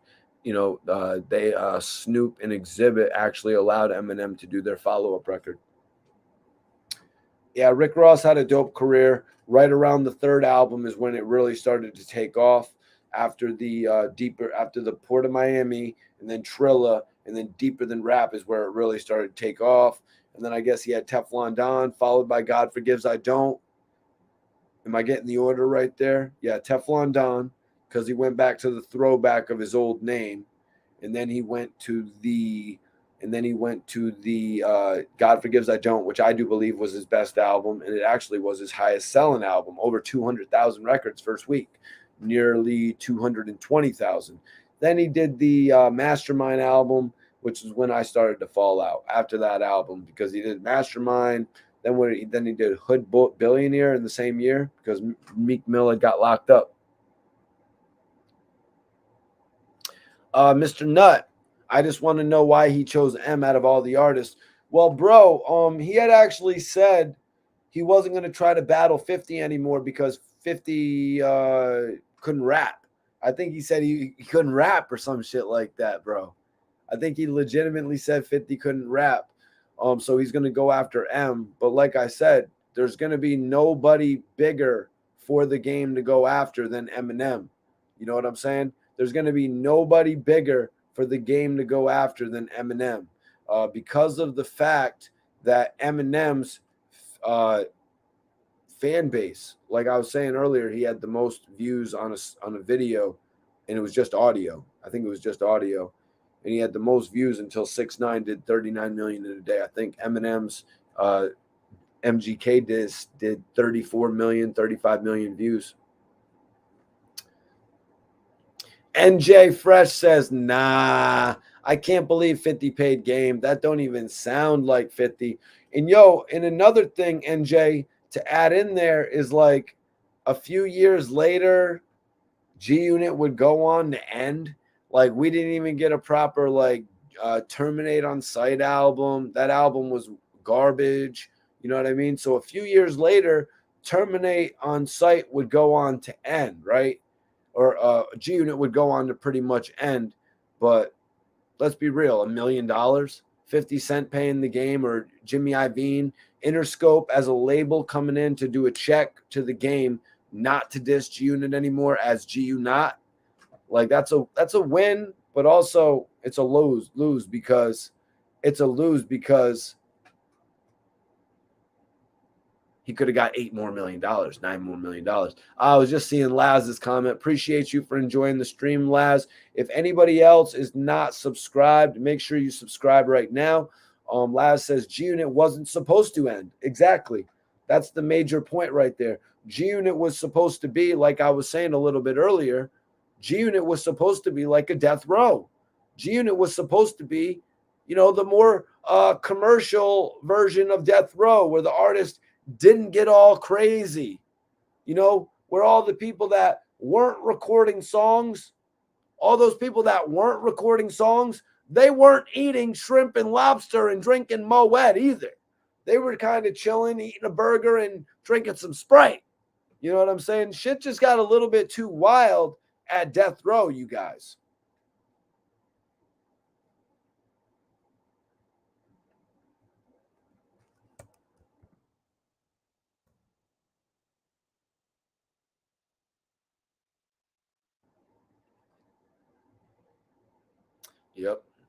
Yep, exactly. He's done. He's pretty much done with the situation now. We've seen the game on multiple occasions try to make peace. The game on multiple occasions has tried to make peace, whether he is just gone there and shaking hands with 50, or even gone there and send 50 bottles, I think. Even though 50 doesn't drink, you know what I mean? Send 50 bottles. I think on some other occasions he actually bought 50's bottles. You know what I'm saying? He bought the effing. He showed him that he supported him and shit like that. Little things like that to try and get back in 50's good graces. But I mean, let's be real. 50's music isn't even the same as it used to be. 50, and I see a comment right here. Dr. 2 Breezy says G-Unit ran its course. G-Unit ran its course. 50 Cent ran his course. You know what I mean? After the massacre, and 50 Cent decided to push back before I self-destruct in favor of releasing Curtis, I thought that was ultimately the worst move that 50 Cent could have done. Like, are you kidding me? We need that. After the massacre, we needed the return of that gritty 50. After the massacre, we didn't need you to dive into that good version of yourself that you were showing us on Curtis by working with Justin Timberlake and working with Robin Thicke. We didn't need that version of 50. And then the fact that you released Okay, You're Right and all the shit on Before I Self-Destruct after that, we were so far removed from that by then, we were done with it. So 50 kind of destroyed his own career with these releases, you guys.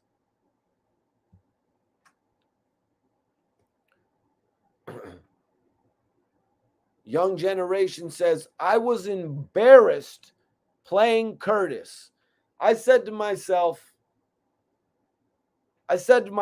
Self, you will not buy the Curtis album until it's $5. I will not buy the Curtis album until it's $5. I will not buy a G-Unit album, a 50 Cent album that was supported majorly by a mixtape record. That's right, you guys. That's one of the thoughts I was saying to myself. I was like, wow, 50 Cent had Straight to the Bank. He had Amusement Park, which was like a third-rate candy shop. He had he had these records dropped that kept failing, and then he dropped I Get Money, which was a big hit. And it was his mixtape shit. It was like, what? I Get Money was on the mixtape. What do you mean we got that shit for free? Why I'm not buying the album because I Get Money is cool. I'm sorry. I'm not doing that. And then he had Ayo Technology, and then he had the Robin Thicke one, Follow My Lead, and it was like, wow, Fifth, all this shit is extremely cookie cutter. It reminds me of what I absolutely did not like. It reminded me of what I absolutely did not like about the massacre. The few records like So Amazing, Candy Shop. There was a few records about the massacre that were just a little bit too much. So there was only one record that was a little bit too dark for me, and that was Guns Come Out. You know what I mean? I just didn't like the flow of it. I thought it could have been left off. Why not use that as a mixtape single? How about that? Just push that over to a mixtape single. Just my opinion, though, you guys. You don't have to agree. You can always put it in the chat what your thoughts are, and I usually read them out. Window Shopper was actually on the Get Rich or Die Trying soundtrack, which is actually highly regarded as an unofficial G-Unit album. You know, the G-Unit. Nope, nah, man. Animal Ambition came out after Before I Self-Destruct. That was 50's fifth album, and he pretty much released the Animal Ambition album week by week on YouTube.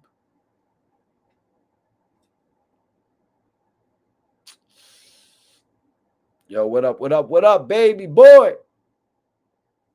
Mr. Nutt says Guns Come Out was hard. See, those records like God Gave Me Style, Rider Music, these smoother 50 records, those are the ones that were cool. You know what I mean? I really feel like 50 kind of just decided to go that route rather than go back to the, Get Rich or Die Trying Wankster route, the You Not Like Me route on the third album. I really feel like 50 must have thought going commercial would have been the way to go on that album. But in reality, it kind of just looked like, am I wrong, you guys, in saying that it kind of looked like 50 was trying to copy Candy Shop with Amusement Park? And when you copy a record, you're going to get copied results. You're going to get secondary results. 50's album, The Massacre, did 1.1 in a week. 50's album, Curtis, with the bootleg Candy Shop, the amusement park, you know what I'm saying? You get all the sticky cotton candy and all that shit. They're riding on the wheel, the Ferris wheel. My God, why would you put 50 Cent on a Ferris wheel on his third album? That's fourth album shit. Dude, Interscope, when we do my albums, I will not be on the Ferris wheel on my third album. Little Uzi Vert, stay away from the Ferris wheel. Wait till your fourth album, Uzi. I know Jimmy Iovine's not even at Interscope anymore, so I can't even wait on that call from Jimmy Iovine no more. You know what I'm saying? It's not like I'm gonna get that. Yo, Jimmy, what up? It's Interscope, Mikey Interscope. They always thought it was Mikey T, but it was actually Mikey Interscope the whole time. The T was actually an I. They didn't know. Yeah, that was 50's last album. He had a bunch of different albums too that some people either consider or they don't. You know what I mean? The Forever King, War Angel. He has a bunch of different albums. What do you have? Another one called Five? Was there another one called Five, you guys? Yeah, Rider Music was lit. You know what I'm saying? Yeah, Smoke was dope. Smoke was actually dope.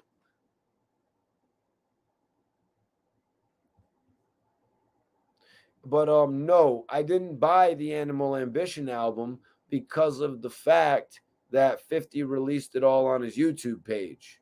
You know what I mean? I was kind of like, 50, you released the song every week on your YouTube page or whatever it was.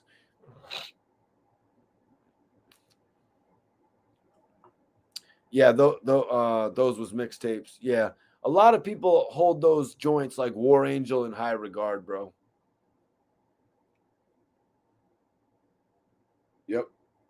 Yep.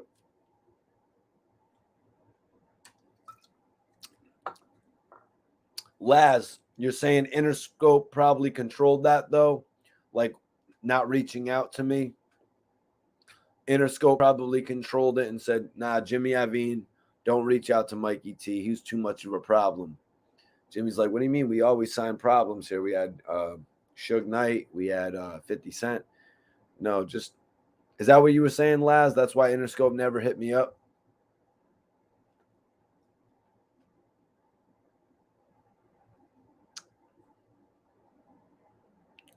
The last song I liked by 50, it had to be it wasn't I'm the Man. I really wasn't an I'm the Man guy. Sorry. I wasn't really into that. But the last 50 Cent song, who was it with? Jeremiah, you guys? That system pumping party shorty, she's a perfect 10. Yeah, that joint that 50 had, that was pretty much the last 50 Cent joint for me. Let me know. Let me know what was the last 50 Cent song for you. Now his whole joints that he's doing on the new shows, you guys, are lit. I like the shit. Can't tell me, what was it called? Can't tell. No, not can't tell me nothing. The joint with Moneybagg Yo, the joint with Lil Durk. These joints are cool. It took me a little second. I'm not gonna wish me luck. Excuse me. Mikey Scope. Yeah, yeah, yup. I knew it, Laz. I knew we were on the same wavelengths right there, man. Interscope is trying to block this deal, but everybody knows I would probably be the hottest new A&R. They'd probably call me the new Jimmy Iovine. So, Jimmy, we need to get this money. But Jimmy's getting too much money right now to really care about these record label deal money. You know what I'm saying? We're going to call it Mikey Scope. Jimmy knows. Jimmy knows. Or what up? What up, Larry Jackson? Let's get it, man. You can stop and talk to the game, but you can't stop and talk to me. Let's go. Yep, that's another tape as well, Nut, the Raising Canaan. Yeah, I like how he actually decided to do a project for that. He obviously saw that the word of mouth surrounding the character was there. Yeah, I really like that shit that he did actually with Styles P and Jadakiss and Prodigy and Kid Kid. I like all that shit that 50 was doing. You know what I mean? He was trying to do some different rap. Did Lloyd Banks get a feature on the Animal Ambition? I'm going to say no off the top of the head. I'm going to say no off the top of the head that Banks did not get a feature on the Animal Ambition, which is a little bit strange because of the it's a little bit strange because of the fact that 50 had all those spitters on the album and he didn't have Banks on the album, if that's the case. Well, Laz, the interesting thing is actually, Laz says the interesting thing is he kept all the money dropping G-Unit. The interesting thing is I could have sworn I had heard that G-Unit was actually getting $750,000 advances for their albums. This must have been the first albums. But Tony Ayo said that his advance for his second album was $250,000. So now I'm wondering, did Lloyd Banks and Young Buck face decreases in the advances for their second albums? They thinking about it, they probably wouldn't have, because Lloyd Banks actually moved over 2 million copies. Young Buck moved close to 2 million copies. So I don't think that their budgets would have been decreased. Now, Tony Yayo coming out and actually only moving 215,000, 216,000 units first week and struggling to go platinum, maybe the second album budget would have been a little bit different. Would have been interesting to hear what Tony Ayo actually did with that $250,000 budget, but people would have probably been all over Vlad if he asked that type of question. They would have been like, Vlad, are you serious? What type of Fed question is that to ask somebody what he did with $250,000? No, I'm wondering what he did. Like, I think on Vlad's channel a few weeks ago, Snoop Dogg was on there, and not on an interview, but a blog was saying that Snoop Dogg charges $250,000 for the feature and then $250,000 for the video. So Yayo's budget couldn't even afford that at that point.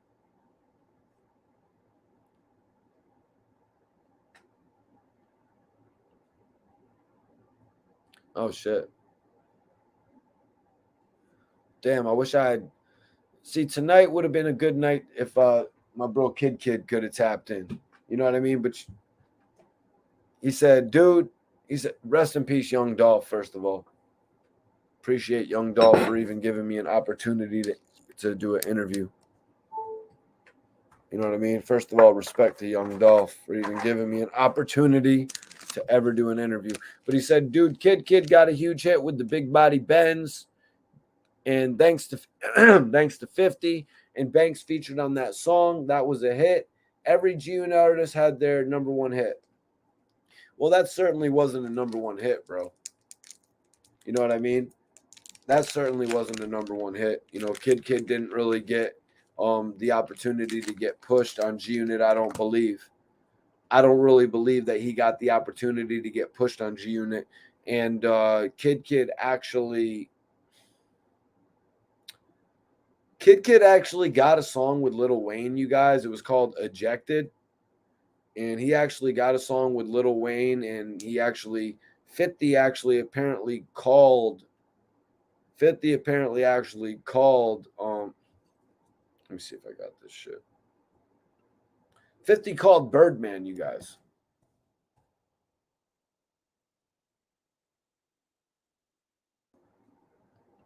50 actually called Birdman and asked him if the song was cleared. And Birdman said the song was good, apparently. That's what Kid told me. So Kid actually had a G-Unit single, a song with Lil Wayne, and he still didn't get an album off of that.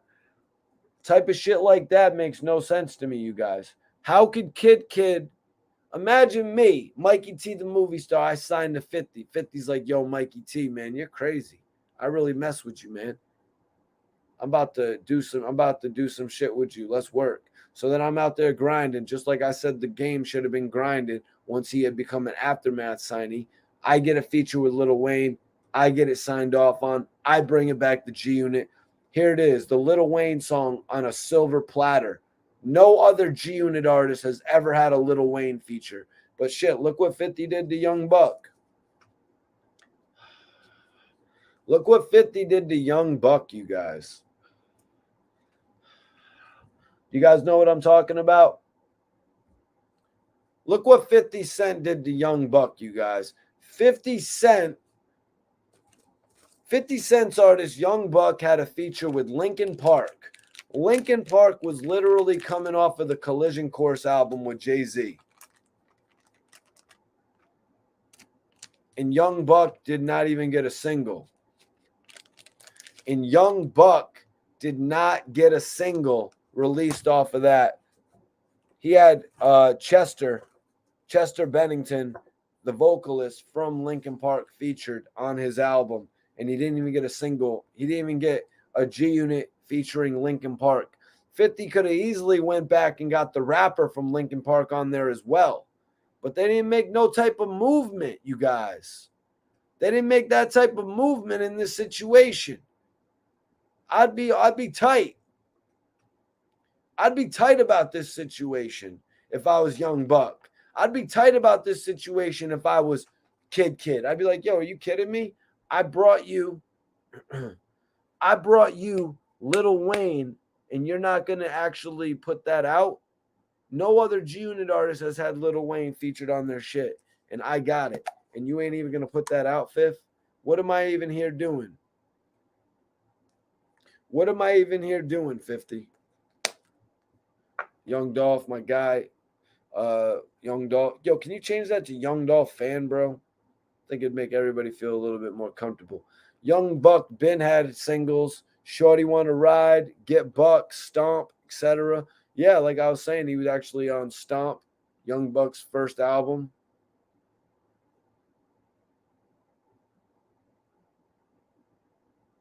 Yep. Yep. Another artist that 50 Cent failed to move on was Young Buck. I mean, MOP. He actually released what was the single? Yeah, it was called When Death Becomes You. That's the only single. They had another good record that they had with Fifth. But yeah, When Death Becomes You was actually released on the G-Unit Get Rich or Die Trying soundtrack. That's really Yeah, it's a G-Unit album. G-Unit Records, Get Rich or Die Trying soundtrack.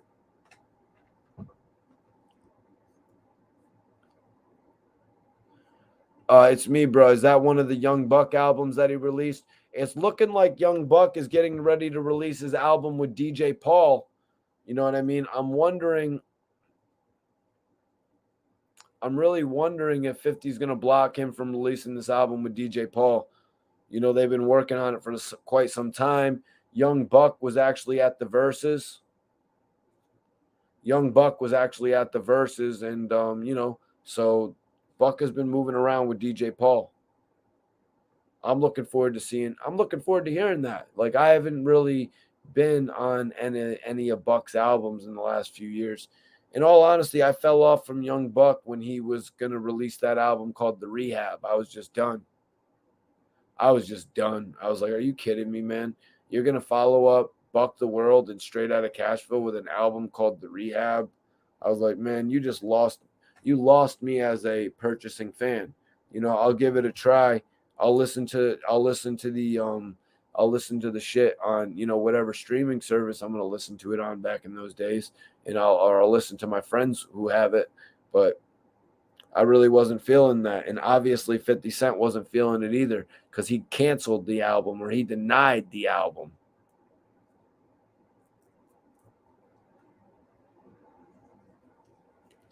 Well, I just don't think Interscope was able to meet. I don't think Interscope was able to supply the demand that was needed for G-Unit.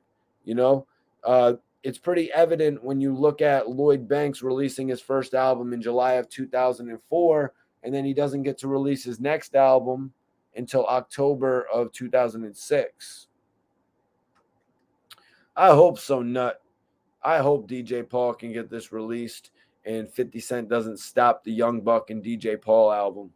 Because that album could be something that actually gets Buck back moving.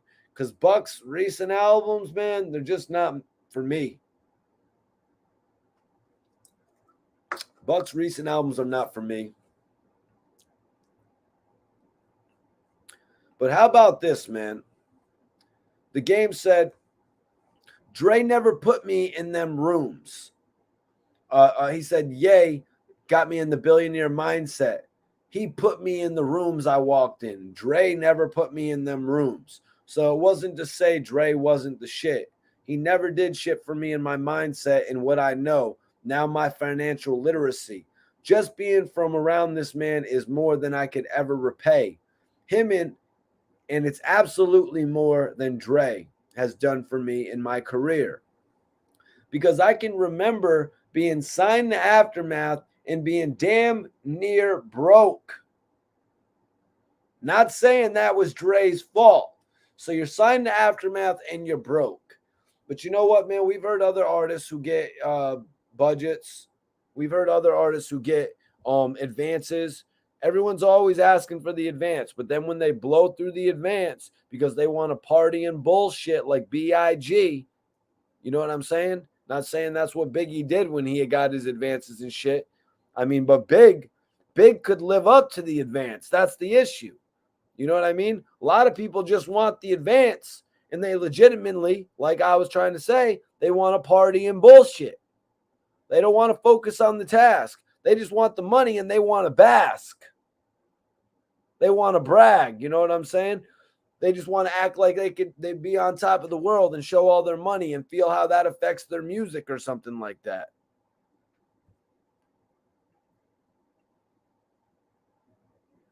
What up with your Cappy?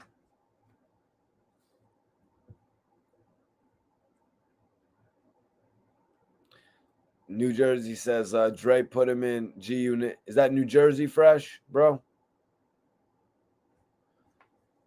Right here. So let's see. Bishop Lamont in G-Unit. What do you think, Mikey? Well, let's do it. Bishop Lamont would have fit perfectly on Hate It or Love It. Bishop Lamont would have bodied Hate It or Love It, let's be honest. And if we actually got the chance to hear, like I'm saying, when Max B was his hottest, That's like when the game released How We Do. You know what I mean?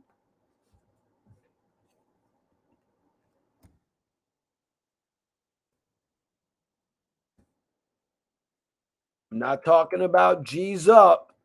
I'm not talking about G's up, Max B, you guys. You know what I'm saying? I'm not talking about that Max B.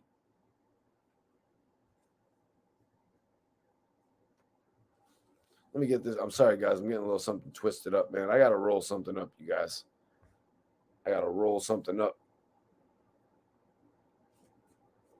Get this Kush rolled up.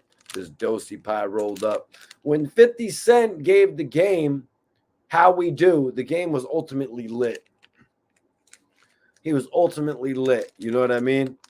A lot of people say when the game did that feature, Players Only, and he kind of redid his verse from Hate It or Love It. A lot of people say when the game kind of rephrased all of his shit from his big single on that feature, a lot of people fell back on getting features from the game. You know, it didn't seem to me though like the game was really that big of a feature artist.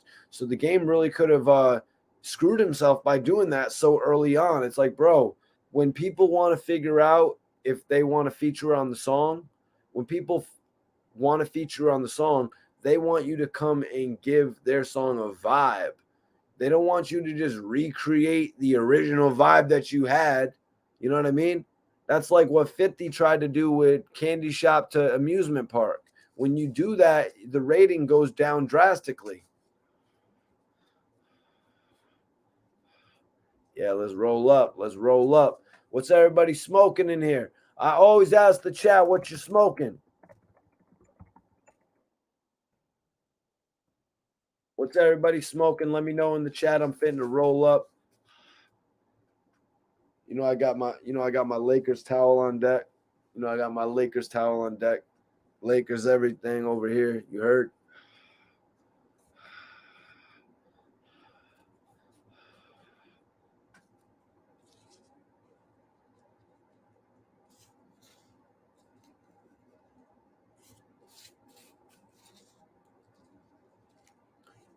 Yo, the sound's good, right? You guys, I had to cut the air on in the background and shit. I just want to make sure the sound's good. It really just starting to get that damn hot. I guess it's that time of year now. I was literally actually about to put the AC in, to be honest with you. I was about to start putting the ACs in the crib and shit. I was about to hit my little brother and be like, yo, bro, it's time.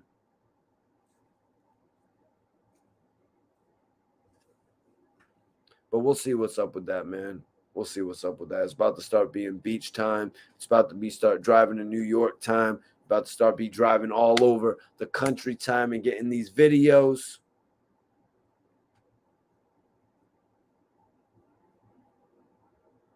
Oh, you mess with the Bills? That's what's up, man. Yeah, I see the Bills is dope. I see I'm Lakers. I'm Lakers when it comes to ball. When it comes to basketball, I'm definitely Lakers. But when it comes to football, man, I kind of stick to the New England thing with it. I kind of stick to the New England thing with it. You know what I'm saying? A lot of people be going crazy on you up here if you don't be messing with the Patriots. My boy actually, they be messing with the Jets though.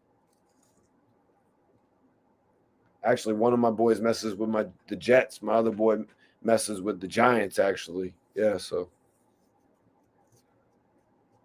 yeah, and the Giants are pretty vicious too. But yeah, I'm pretty East Coast when it comes to that. But I mean, Lakers. You know what that is. You know what that is, man. It's kind of like how it was the Cowboys back in the 90s and shit. Nah, bro. Nah, bro. I'm not on the runs tonight, fam.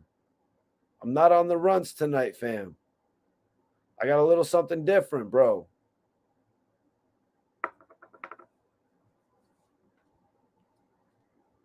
Yeah. Yeah. Dolphins. Yeah. A lot of people from Connecticut like the Dolphins too. I actually lived in Florida, like right by the Dolphins facility and shit like that. Damn, that lava cake is dope. I had a bunch of that before. I had a bunch of that. I got like a half of that one time from the dispensary. What's the percentage of it, bro? I guess mine was probably 22 or 23.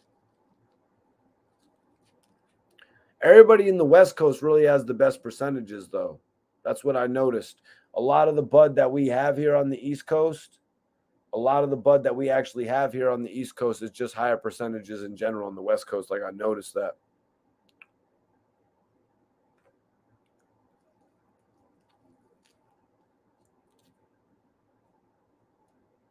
Like a percentage here would be 22, in Cali would be 30.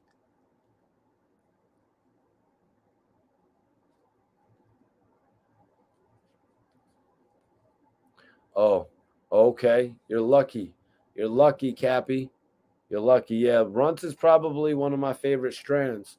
You know what I mean? But I like you, bro. You know, I was smoking on that shit for like 2 weeks. So I gotta take a week off. That's why I decided just to grab the Dosi pie. And then they had this other joint called the apple juice. And those were the highest percentage ones I could really get for the best price. You know, a little buck 20 a half. Buck 20 a half. That's better, you know, pretty much the best you're gonna get, to be honest with you. Yeah. Yeah, in Cali, like I went and bought all these cookie strains, bro. I went and bought all these cookie strains and I went and looked at the reviews of them. You know, like Parts Unknown, what else did they have? Purple Rain. What else did we have? The Bernie Hanna. So I went and looked at reviews of all of them, and everybody that was in Cali reviewing these strains was actually smoking them at like 25, 28, 30 percentage. When I bought them here in Massachusetts, it was only like 21, 22%. Some of them 19%. You know, I don't get what that is. Like Snoop Dogg strain dog bag, I haven't got a good batch of that yet. I mean, it was cool for 15, 16%. I only got it one time. I'm not going back and copping shit at 16%. But let me see, man. Uh,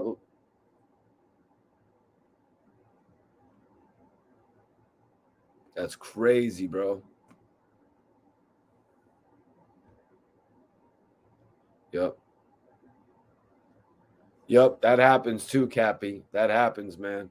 Sometimes when they're like, yo, but I got this that I could give you for that, you're like, oh, shit. All right, looks like that's what I'm doing for the next few weeks. But there ain't nothing bad about runts, man. I guess my favorite one, my favorite one is the joint that I got from the dispensary, to be 100% with you guys. My favorite one is the shit that I got from the dispensary because of the fact that you break open the bud. Sorry, guys, we're kind of on the outro of the show right now. If anybody has any questions, you guys can send them in. We've got through the topics. If you're just tuning in for the first time on my shows, we always have an introduction to the show where you tap in, you know, you let me know what you're blazing, what city and state you're from. Then we get into all the topics, beginning, middle, and end. And then we always have an outro where I take questions from everybody in the chat, where we basically interact, you know what I'm saying, blaze out type shit to end the show. You know, I appreciate everybody for tapping in. This whole topic tonight about, you know, 50 Cent allegedly paying the game to end G-Unot. You know what I mean? To end the whole G-Unot thing is kind of crazy because we all witnessed the birth of it. And then I think we were kind of wondering what happened to it. You know, what really happened to this entity? Where did it go? It just ended out of nowhere. And this is what the game says that reason is for. Some people may believe him, some people may not. Some people may not believe him because of the fact that he's come out here and said so many different things. It's like the boy who cried wolf.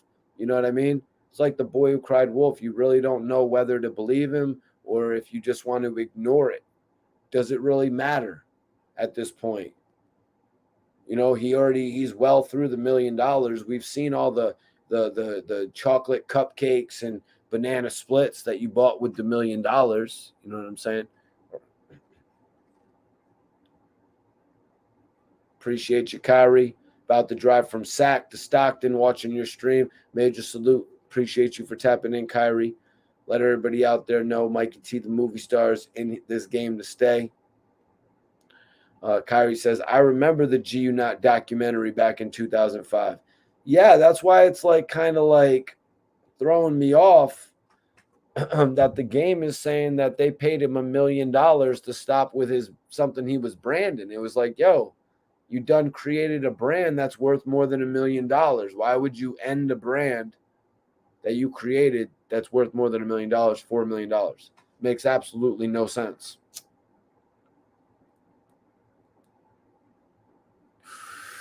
Probably makes about as much sense as the game rolling up to that radio station after 50 Cent kicked him out of the group.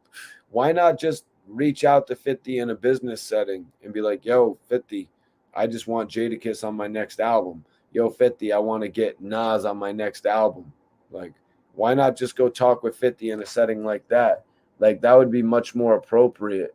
Like, I kind of feel like that would be a lot more appropriate for the game to have done than trying to pull up on the radio station like like this is some early 2000s shit. You know what I mean? Right now, you're a part of a record label that is on its way to being worth $100 million if everybody keeps their freaking focus, which they didn't. And that's why Jimmy Iovine, and that's why Dr. Dre and Eminem and everybody had to veer off. And, you know, Dre can say, or Games can say things like, yo, I never got no money out of this situation, and I watched them. He said, but dudes wasn't putting dudes on the money. I wasn't a part of the Beats headphones deal, but I was in the room when they was creating it. I'm not saying they owe me nothing. Just like the Super Bowl shit. I didn't feel like they owed me a call. I just felt it was weird. It's in the SoFi Stadium and it's West Coast, and I felt like they should have, but I don't feel like they owe me that. But dudes wasn't putting dudes onto money. What? Dudes wasn't putting dudes on the money? Dr. Dre produced How We Do. You've gone on to make 150 million, whatever amount of money you've made in your career based on that first song you did. It wasn't based on what JT the Bigger Figure did. I'm sorry. It was not based on that. Dudes wasn't putting dudes on the money. Dr. Dre is the one that lined the game up with 50 Cent. Dr. Dre is the one that put 50 in the game together. Dre damn near probably had to make 50 Cent. Yo, Fifth, I promise you, I will give you some of the dopest beats for your next album. The game or 50 Cent got out of control. 50 Cent got the shit end of that stick. 50 Cent got out of control. 50 Cent got come and go. Somebody name me the Dr. Dre beats from the Massacre. Somebody name me in the chat right now the beats from the Massacre, because he didn't have How We Do on there. He didn't have no big record, and I think it was Cool and Dre who actually produced Hate It or Love It. I think it was Cool and Dre who actually produced Hate It and Love It, right?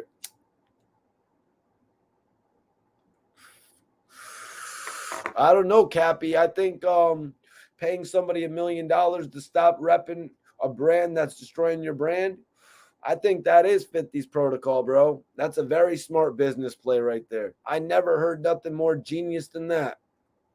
That was the perfect way to end G-Unot with a cool million. We kept a cool million for Tony Yayo, and we got a cool million for G-Unot. Yup, Mike. All of a sudden, I was going over that a little bit earlier. All of a sudden, the game is better than Eminem. I mean, shit. Maybe if Game thinks, I'll give it to the Game. The Game's album, the documentary, is better than the Slim Shady LP.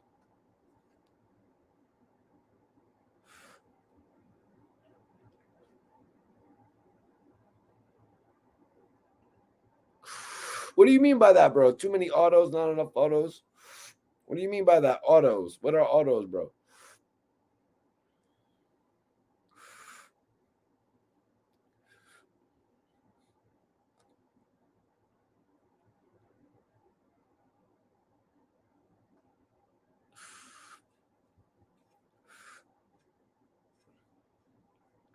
my bad. My bad.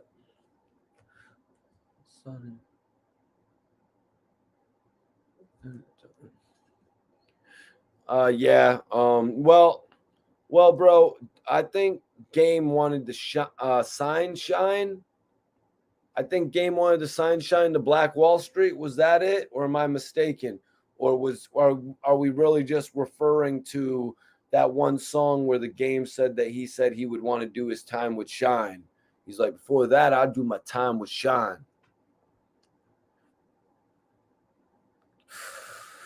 Because Game really flipped on Shine. That was one of the things that made me have a lot less respect.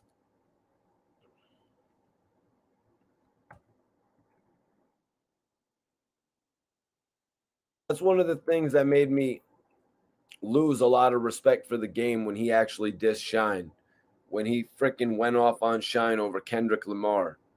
And I bet you, I mean, and I bet you, yeah, I know Game's voice sounded a whole lot different on that Untold Stories album. That's for sure. That's for sure. You know, and I'm just saying,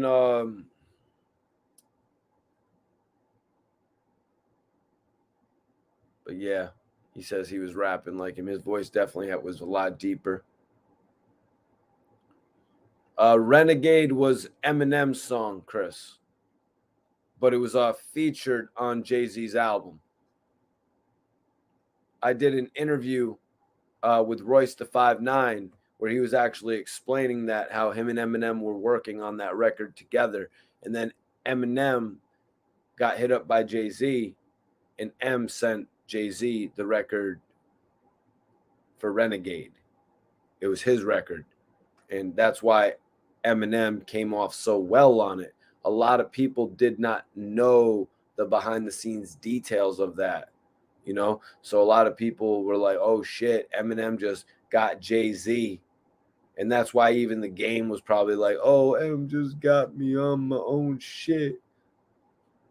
You know, like Game was probably, Game is always like referencing Jay-Z shit.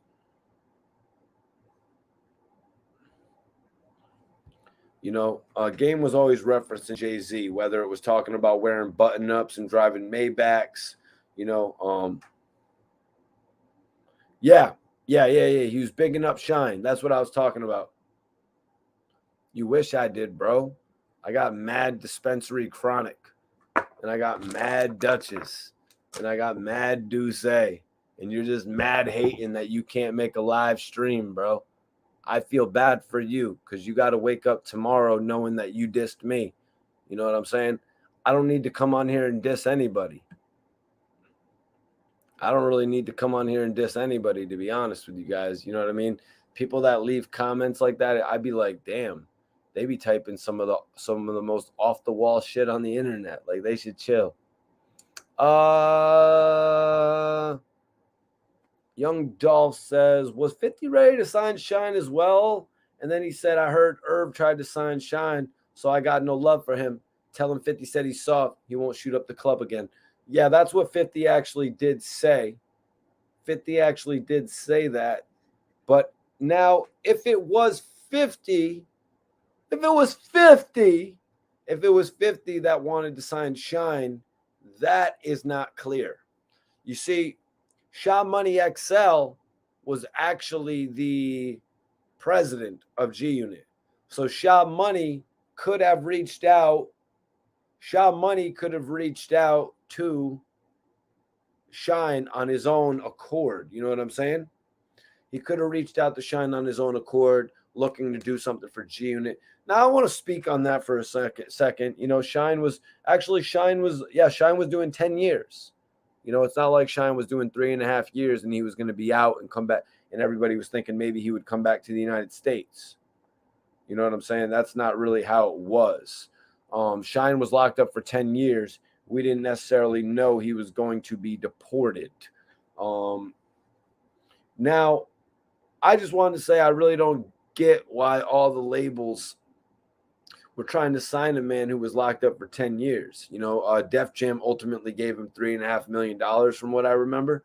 And I really just don't get why the labels were so quick to sign a man like that who was locked up for so many years. It's like you would have think they would have kind of waited and saw what happened, because what could a label really do? I guess maybe they were planning on releasing pre-recorded material or something like that. They ended up releasing the Godfather Buried Alive album, which moved over a little over 100,000 units. Both of his albums did decent. I don't really think that his album sales warranted a $3.5 million deal, but in relation to that, you guys, sometimes labels, they'll sign these deals for the notoriety of it. The fact that they signed Shine, it became a big thing for Def Jam. It got them. Oh, he's gone, bro.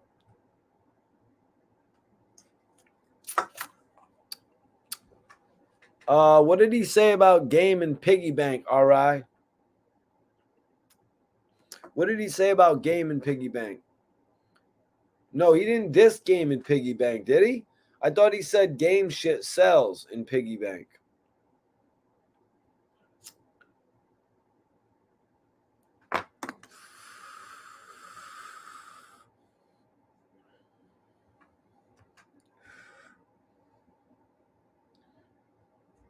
Dope ass stream we got going tonight, man. Had to come on here and talk about the Game, who pretty much blasted 50 again. 50, he exposed 50 because 50 allegedly came together with Interscope and they found a way to end G-Unot. G-Unot was just too damaging to G-Unit. It was. G-Unit was supposed to be the next death row. It was. Keyword was. Before, it wasn't one man, though. It wasn't one man with one mic. It was more so all of the enemies that 50 Cent made for himself, you guys.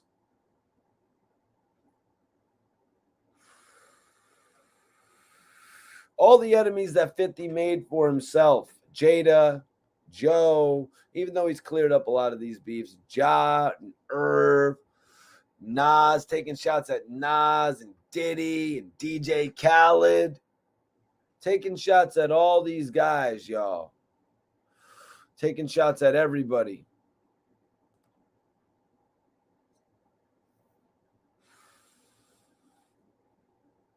That's what ultimately destroyed the G-Unit empire. You know what I mean? When you got Tony Yayo on 106 in Park dissing Fat Joe, you know what I mean? Do you think he's really going to get invited back up? You know what I'm saying? To promote that album that Interscope gave him $250,000 for.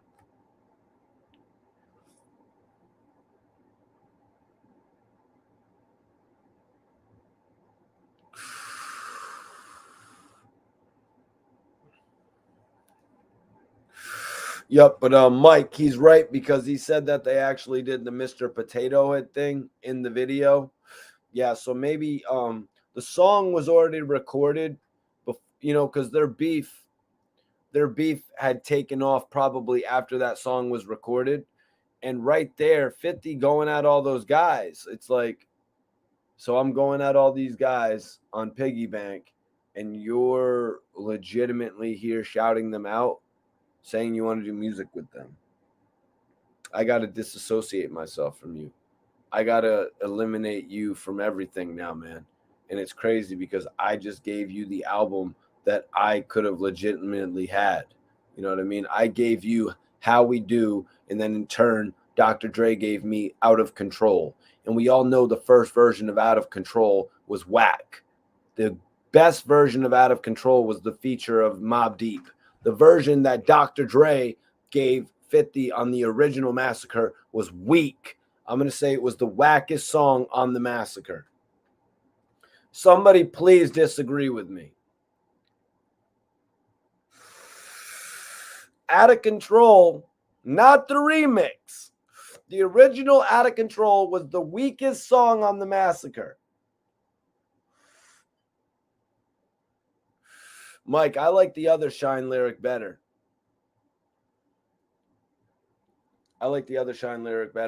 Guys, I'm about to end the poll. I want y'all to vote in the poll. I'm going to give y'all 1 more minute to vote in the poll if you haven't voted in it. Who did more for the game?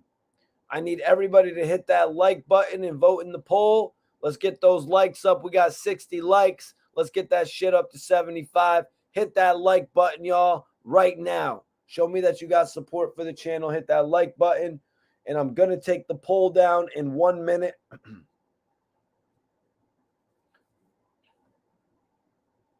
Oh, dude, word, Chris. Appreciate that, man. Chris said facts, and Fat Joe was Nori and EFN's first Drink Champs interview. He shot them the assist. See, Chris, that's why I appreciate different people tapping into the live to add it to the conversation. That's what we got here on this channel. If anybody watching this video is not subscribed, make sure you subscribe so you don't miss these conversations. When there's hot news in hip-hop, I'm here talking about it, just like The Game doing this interview where he basically, first time he ever said he was broke on Aftermath, man. Jeez, that's a bit harsh. He spoke about Eminem. We're all waiting on the Eminem diss song, waiting to see if Timbaland and Swizz can put that verses together with The Game and Eminem as well. Like, come on, let's get it. Let's get that verses, man. You got fans to entertain this summer. There's people that need to be entertained this summer, you guys. It's about to be a big summer. We got Raven Mathers in here. What's going on? How you doing? Yep, you cool with them, you out of here. That's pretty much how 50 Cent's attitude was towards the game when he tried to work with Fat Joe and Jada and Nas. I don't think he was going to go as far to work with Ja Rule. You know what I mean? I don't think that's what he was saying. He obviously wasn't he wasn't obviously, let me think of the clearest way to say that. He wasn't a dumbass. I don't really want to say that on my channel. I don't like saying he wasn't a dumbass. You know what I mean? Like, only like to work with Ja Rule would have been one of the biggest SMH moments. Like, are you serious? Like, I can understand you wanting Khaled to play your music. I can understand you wanting to work with Fat Joe, Jada, Styles, Nas. 50's probably shaking his head. 50's probably like, yo, this guy wants to work with all these people who sell 50,000 first week. He wants to work with these guys that sell 70,000 in a week. Doesn't he realize who I just made him? But yo, his name is The Game for a reason. His name is The Game for a reason because he wants to work with multiple people. He wants to work with The Game. It made no sense, like for a Game not to work with all these different artists. Look at LAX. Look how many different people are featured on the LAX album, you guys. Now, if The Game could have had all of his features from the Doctor's Advocate alongside G-Unit, it would have been the perfect world for him.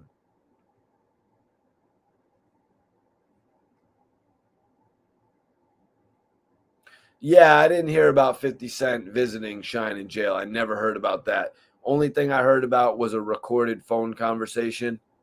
Only thing I heard about was a recorded phone conversation when Sha Money actually called The Game, and they expressed interest in bringing him over to G-Unit.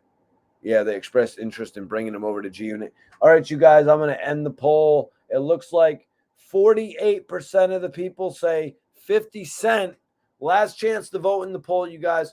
48% of the people say 50 Cent was the one who did the most for The Game. 41% of the people say Dr. Dre, and an astounding, a whopping 11%. My Lord, 11% of people say Kanye West did the most for The Game. That's too funny, man. I'm going to go ahead and end the poll right now. So you guys, if you want, vote last seconds. If I see anything change, looks like 49% of the people say 50 Cent, 40 for The Game, 40 for Dr. Dre, and 11% for Kanye West. So I'm going to go ahead and end that poll, you guys. Appreciate everybody for participating in the poll. Let me see here. I want everybody watching this right now to follow me on Instagram.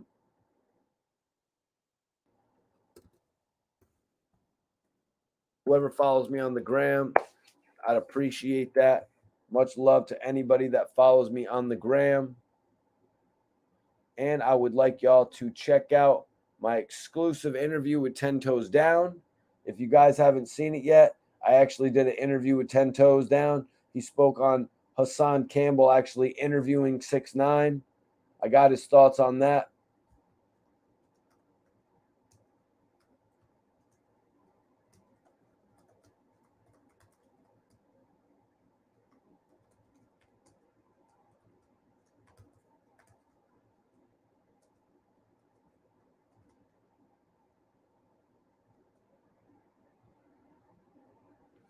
Okay, let me put that up. I'm about to put that up in the pin section for anybody that wants to check that out. Definitely appreciate anybody checking that out. One of my best interviews with 10 Toes Down. Just add that here. For anybody watching on demand, you can follow me in the description of this video. You can also check out the interview with 10 Toes Down. Whoever drops a comment on this interview with 10 Toes Down, I will subscribe back to you on YouTube. You heard? Whoever drops a comment on YouTube, I'm going to subscribe back to you. So everybody go check that out. My interview with 10 Toes Down, I got it pinned up right now. It's a dope-ass exclusive. Let me see. Let me pin it up.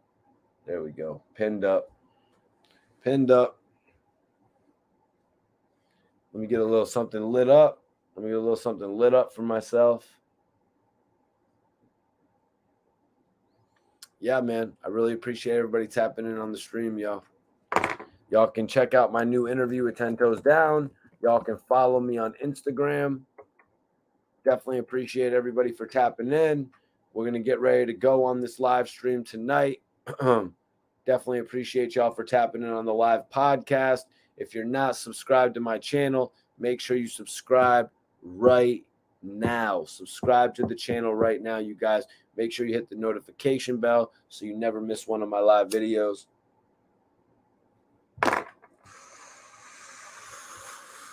Remember, whoever checks out the interview with 10 Toes Down and drops a comment, I'm going to subscribe back to you on Instagram. I'm going to subscribe back to everybody on Instagram that, I'm going to subscribe back to everybody.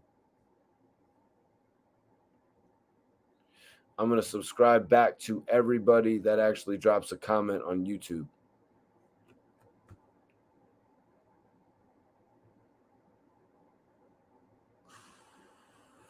And yeah, that'll about do it for us tonight, man.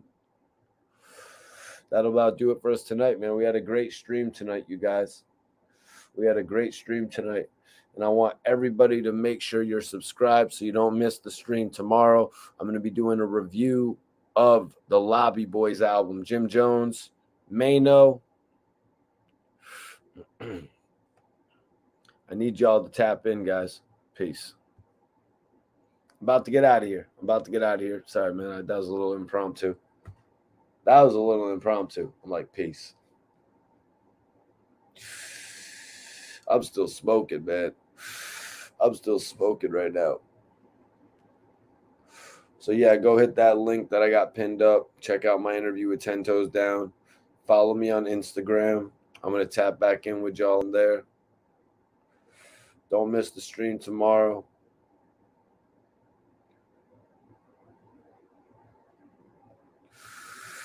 I want everybody on here. Make sure you all go listen to the new Lobby Boys album.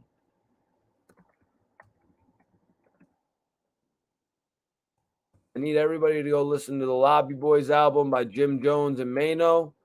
You got how many tracks on here? You actually got 14 tracks. I'm going to be reviewing each one of the tracks tomorrow, you guys. I'm doing a track by track review. So I'm going to be going over the features, the lyrics, the production. So I want everybody to go stream the Lobby Boys album. It's all over right now. I want everybody to go stream that shit. I want y'all to go stream that shit. We're all going to get lit tomorrow night on the stream. So everybody make sure you're ready because we're doing a track-by-track review of the Lobby Boys album. We might have a special guest or two pop in. You know what I'm saying? You never know who's going to pop in on a Mikey T, the movie star stream. So I want everybody to make sure that you're ready for the Lobby Boys album review. And the way to get ready for the Lobby Boys album review is to pop some Douce or some Bel Air and listen to the Lobby Boys album so you know what we're talking about tomorrow. Because we're going to be going over the production, the lyrics, the tracks, one by one. Yeah, that's what we got on tap for tomorrow night, you guys. And also, we'll be going over the news. So I want you all to tap in tomorrow.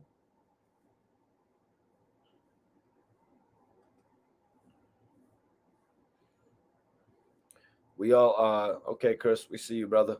Make sure y'all are tapping into the next stream. Make sure y'all are subscribed. I'm about to get up out of here unless anybody has anything else they want to say before we get up out of here. I think it was a dope stream tonight. See, I got to get some shit situated over here for what I'm doing after my show. You guys are definitely watching the aftermath right now. You guys are definitely watching the aftermath right now. You guys, stream is technically over. This is definitely behind the scenes shit that you guys are watching. Put the cork in that. Y'all should know what that is. Shout out to Jay-Z and Memphis Bleak for putting out some one of the best drinks right there, man. It's smooth. You know, I mess with Hennessy for real, but the Douce is smooth, man. That shit is real smooth. But y'all, much love, man. Make sure y'all tap in tomorrow night. See y'all tomorrow.